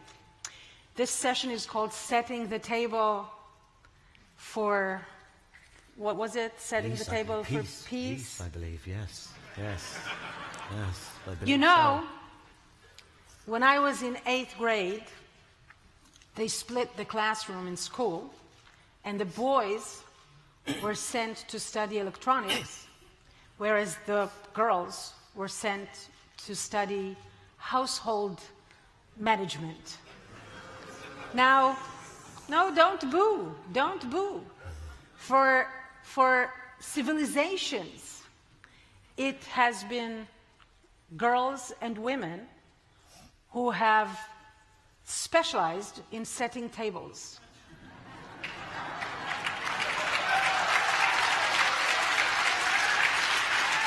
So, this is one other thing that will contribute a lot to not only setting the table for peace, but also getting one, when we have more women in the process.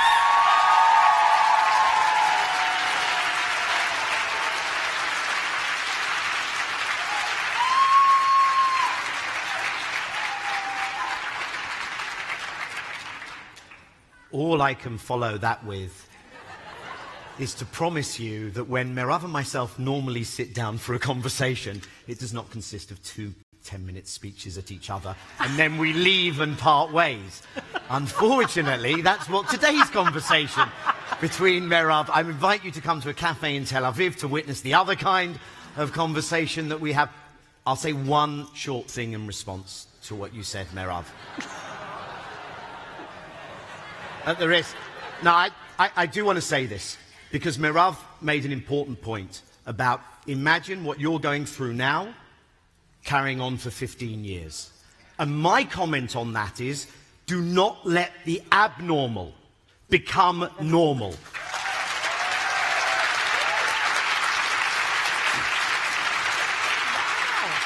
And one of the things that I think happened in Israel is that we didn't know how to pull back the conversation, and people kept thinking, okay, we'll just move a little more here, a little more here, a little, and you never know when to stop. And that is a mistake, I believe, politically, strategically, that we have to pull ourselves back from. So endeth the conversation between Daniel and Merav.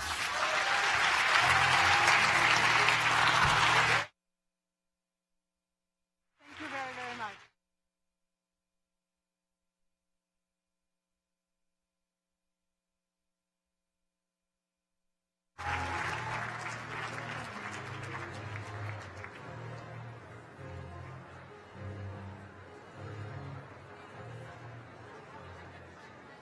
Ladies and gentlemen, please welcome the Senator from Vermont, Senator James.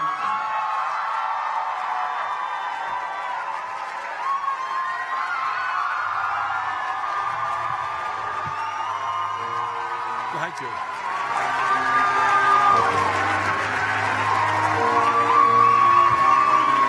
Thank you.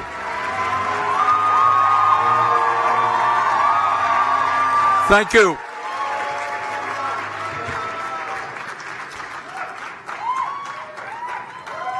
I think we're in friendly territory. Thank you very much. And let me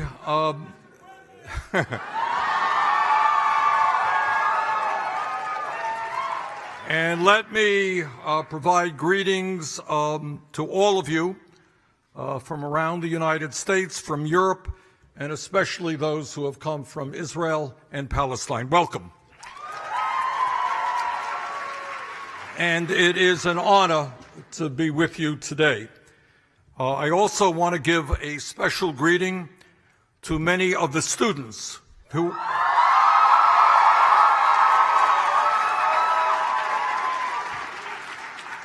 And as I travel around the country, I have to say that when we talk about the future of the United States, I am very confident, given the young people that I have seen, their energy and their idealism is going to make this country become what it must become. Thank you, young people.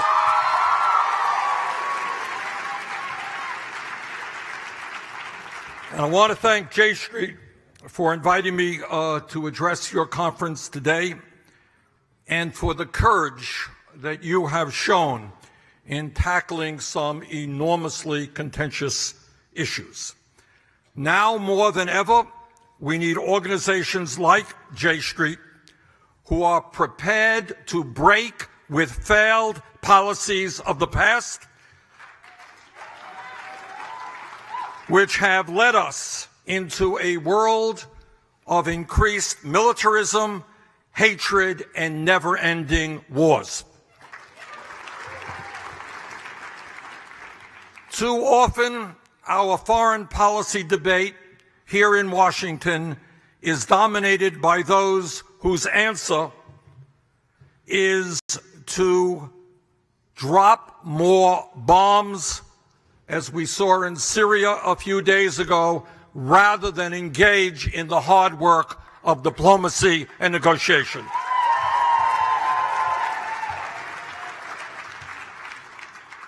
And I want you to think about this, but after 17 years of war in Afghanistan, after 15 years of war in Iraq, after years of growing hostility and armed conflict between Israel and the Palestinians, after growing tensions between Sunni and Shia forces throughout the entire region, after the expenditure of trillions of dollars and massive loss of life and displacement, it is clear that we need a new direction in attempting to bring peace, stability, and justice to the Middle East.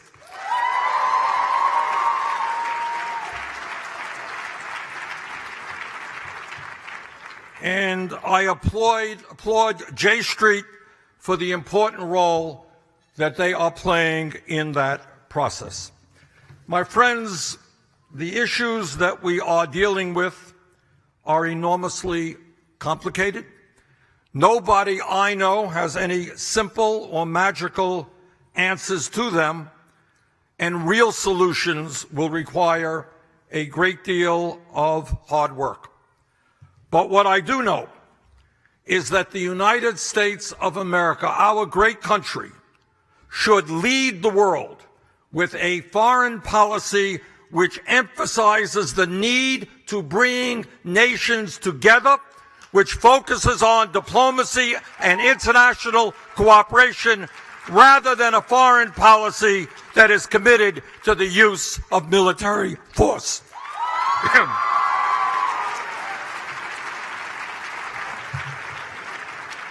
And let me also say this.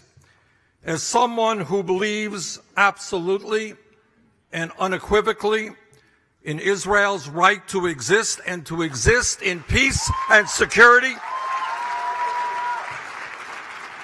as someone who, as a young man, lived in Israel for a number of months and is very proud of his Jewish heritage,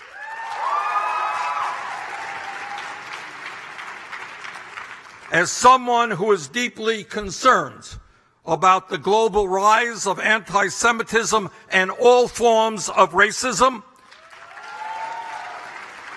we must say loudly and clearly that to oppose the reactionary policies of Prime Minister Netanyahu does not make us anti-Israel.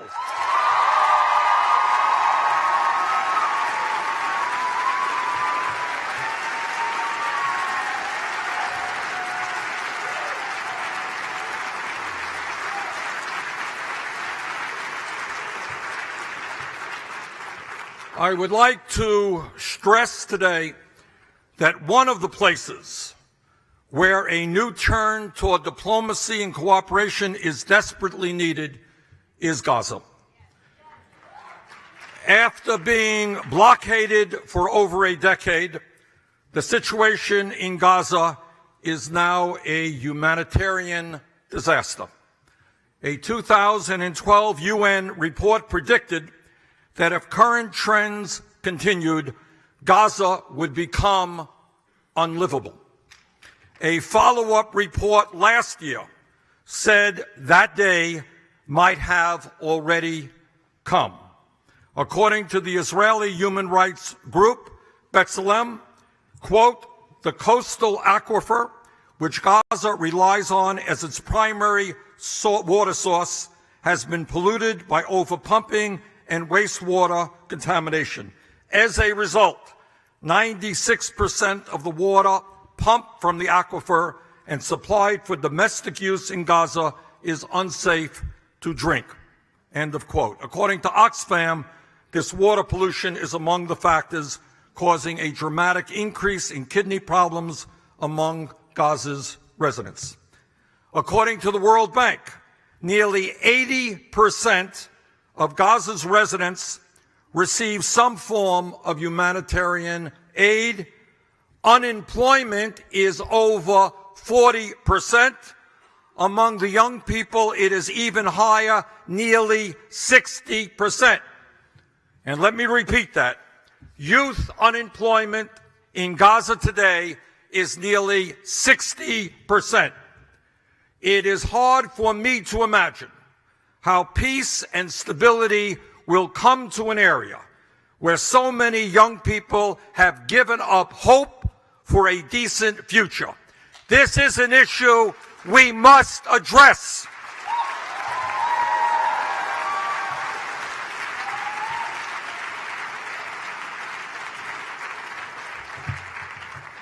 Earlier this year, Israeli security officials warned that the humanitarian crisis in Gaza increases the chance of incidents at the border fence turning deadly. Israeli security officials also believe conditions in Gaza could worsen to the point of a total collapse of order in that territory, leading to all-out confrontation between and among various factions within Gaza and with Israel. That is what happens when people are desperate and have no options. There is much blame to go around for the horrific conditions in Gaza. Hamas, due to its ongoing repression, corruption, and insistence on pursuing a violent struggle against Israel, bears significant responsibility for the deteriorating situation.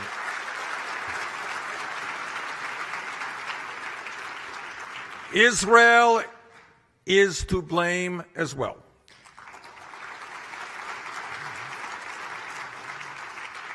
While Israel withdrew its forces from within Gaza in 2005, its continuing control of Gaza's air, sea, and northern, southern, and eastern borders, and its restrictions on the freedom of movement of people and legitimate goods and equipment in and out of Gaza have made the humanitarian crisis there even worse. Egypt and the Palestinian Authority have also contributed to this problem, as has the United States. Now, as all of us know, over the past weeks, there have been a series of large demonstrations by the Palestinian people in Gaza. Tens of thousands of people have demonstrated near the fence dividing Gaza from Israel to protest against the blockade, against the occupation, and for the right to return to their former homes inside Israel. Israeli forces were commanded to respond by opening fire on the crowd with a combination of live ammunition and rubber-coated bullets. Over the past several weeks, over 30 Palestinians have been killed, including a journalist who was clearly identified, and well over 1,000 demonstrators have been injured. Though the overwhelming majority of these protesters were nonviolent, we know that some of them were not. And when Israeli soldiers are in danger, we can all agree that they have a right to defend themselves.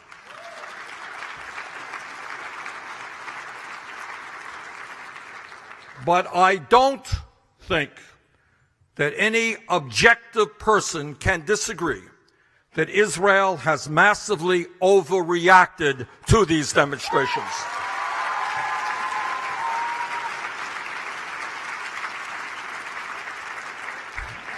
As a New York Times editorial put it last week, and I quote, "The right of Palestinians to demonstrate peacefully should not be controversial. Journalists have a right to work, and people have a right to demonstrate peacefully."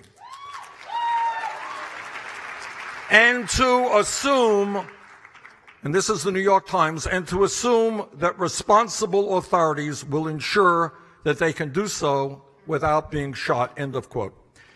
I support the statement last week from several of my colleagues in the House of Representatives calling on Palestinians to protest peacefully and on Israel to fully comply with international law and exercise the utmost restraint in their use of deadly force.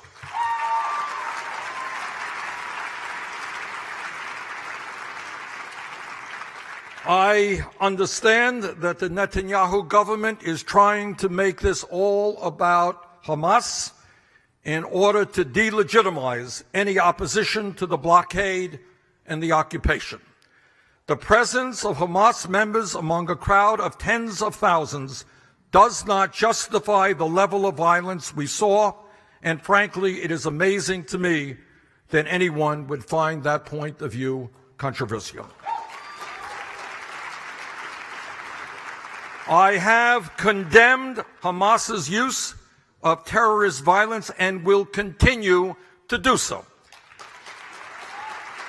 But that violence cannot excuse shooting of unarmed protesters, and it cannot excuse trapping almost 2 million people inside of Gaza.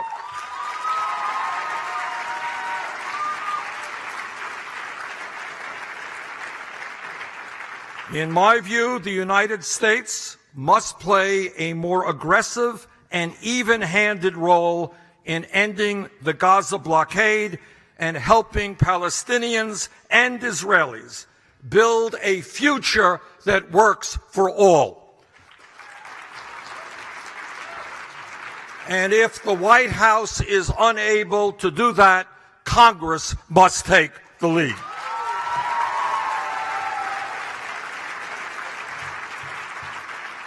And let me make a point now that is much too rarely made, because what we're talking about is something that is extremely complicated, and the blame goes all over this world.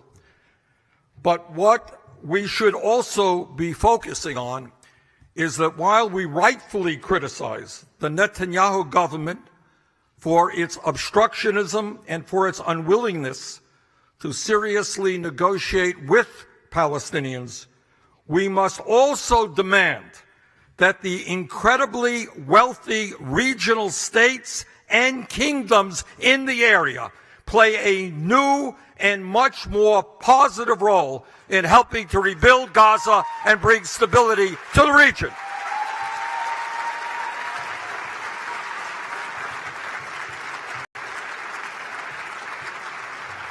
Now, we don't talk about this a lot, but I read a story the other day about the Crown Prince of Saudi Arabia. He was, as you know, just in the United States for a visit, and you might have seen one of the 50 different TV and newspaper interviews that he did. In any case, as I understand it, the Crown Prince recently purchased a $500 million yacht, $500 million yacht, because he thought it looked nice. Well, I'm sure that it did look nice. And I am sure that the $300 million mansion that he owns the wealthiest, most expensive mansion in the world that also looks nice.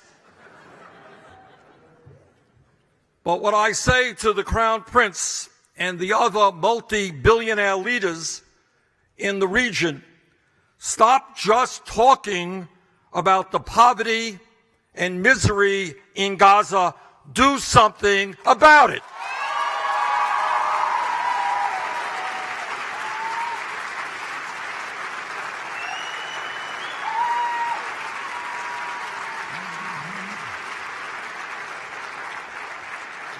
Now, I read the other day that the Saudi king pledged $50 million to UNRWA, which is the UN agency that works with Palestinian refugees.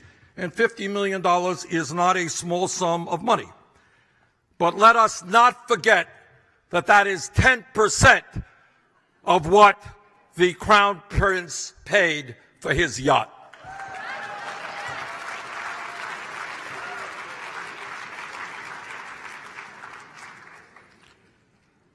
The problem of Gaza clearly is only one part of the broader conflict between Israel and the Palestinians. And here I am very concerned about the policy of the Trump administration regarding the two-state solution. I know that this week my friends in Israel will observe your Memorial Day, the remembrance of those who have fallen in defense of the state of Israel. And we honor those who have fallen. My friends, I believe that the best way to honor the memories of those who have died in defense of our countries is to strive for a future of peace.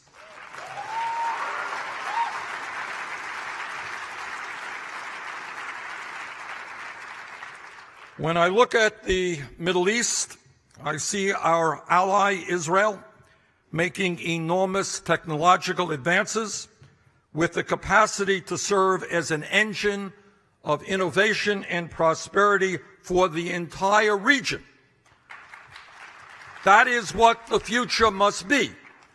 Yet they are unable to achieve this today because of the unresolved conflict with the Palestinians.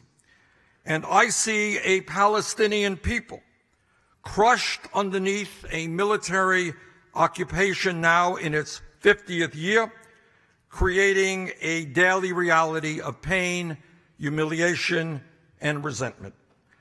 Ending that occupation and enabling the Palestinians to have independence and self-determination in a sovereign, economically viable state of their own is in the interest of the United States, Israel, the Palestinians, and the entire region.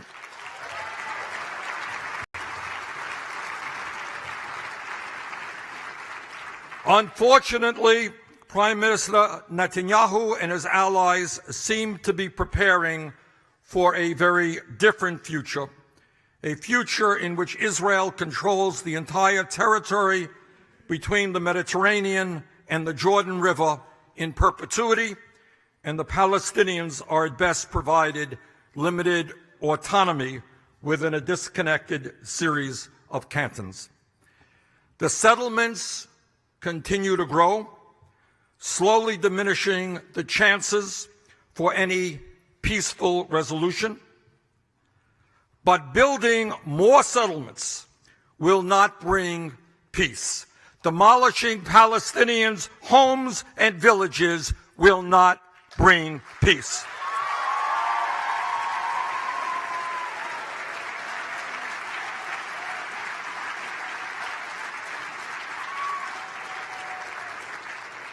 Last year, as some of you may know, I wrote a letter to Prime Minister Netanyahu,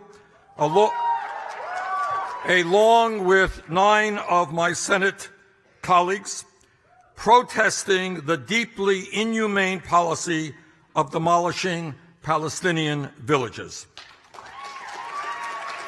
And I want to take this opportunity to thank J Street for your support on this issue.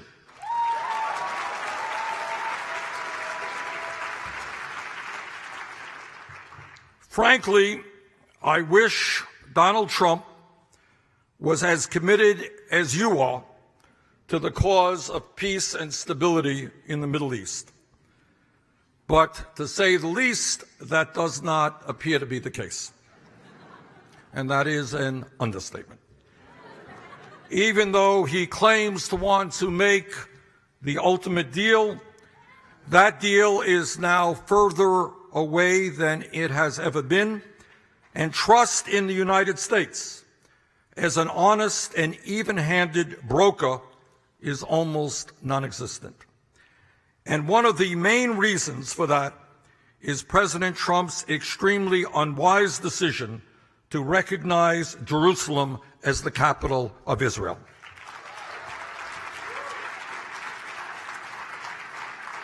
Everybody knew that at some point the United States was going to make this recognition. But the idea was that we would do it at the end of a process in a way that recognized the importance of Jerusalem to all people, to Jews, to Christians, Muslims, and the Palestinian people.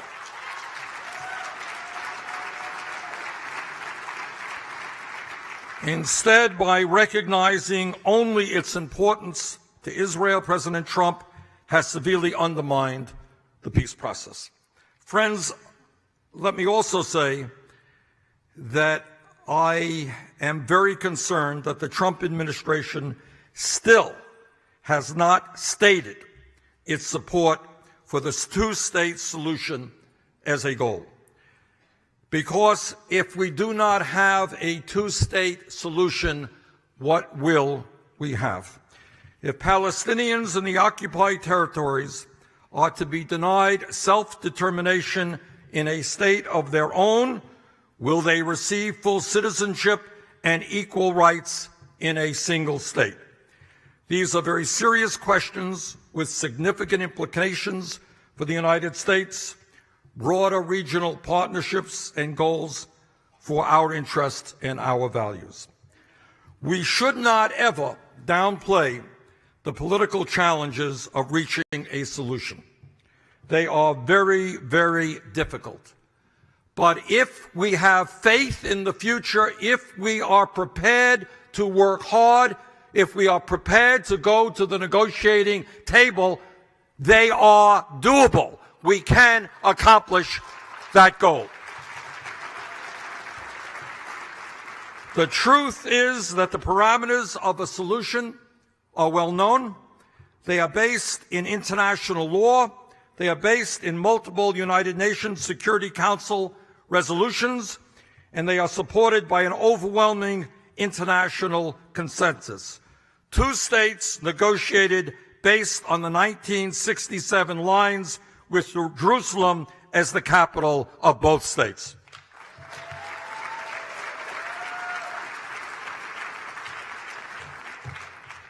My friends, before I end, I'd like to take a moment to touch upon some new and emerging challenges our societies are now facing, not just in Israel or the United States, but all over the world. As I think we are all aware, the last several years have seen very troubling political developments, and that is the rise of intolerant, authoritarian political movements and governments which are attacking the very foundations of democratic rule. These movements have drawn strength from the fact that at a time of increased globalization, climate change, exploding technology, growth in oligarchy, kleptocracy, and corruption, massive levels of income and wealth inequality, and millions of immigrants fleeing war-torn regions, more and more people all over the world have come to see their governments as ineffective and not delivering for them or their children. And in the midst of all of that, we have leaders like President Trump and many others who are willing to exploit these frustrations for their own political and economic ends.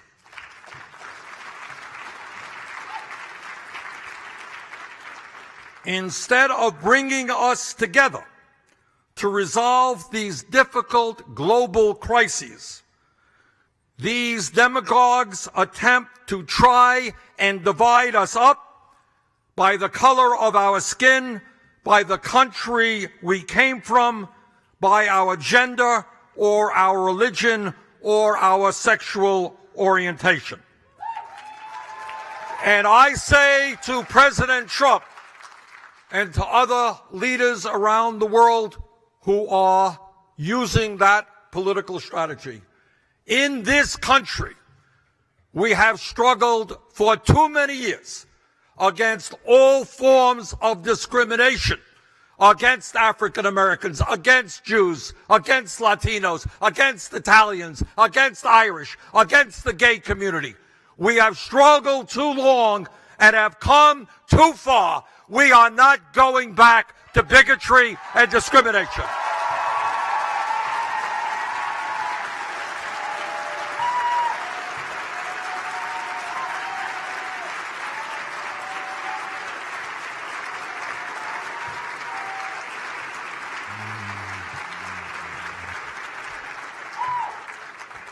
As history has reminded us time and time again, the antidote to hatred, division, and resentment is to bring people together around a shared vision of equality and prosperity, of creating governments that work for all people, not just the few.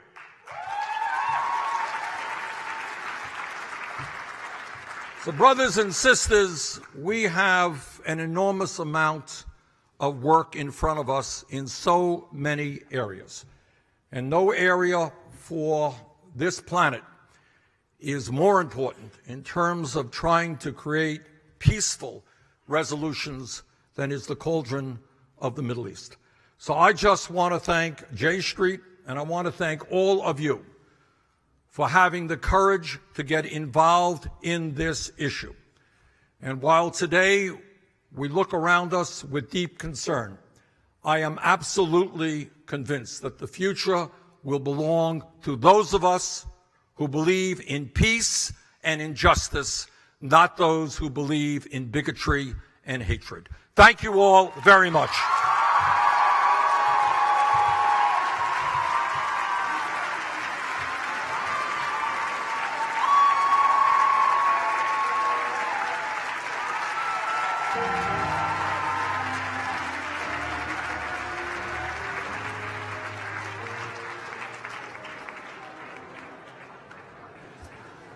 Ladies and gentlemen, thank you for joining this afternoon's session. In order to prepare for tonight's activities, we ask that you exit the room in a quick and organized fashion. Thank you so much for coming, and we look forward to seeing you at the gala tonight.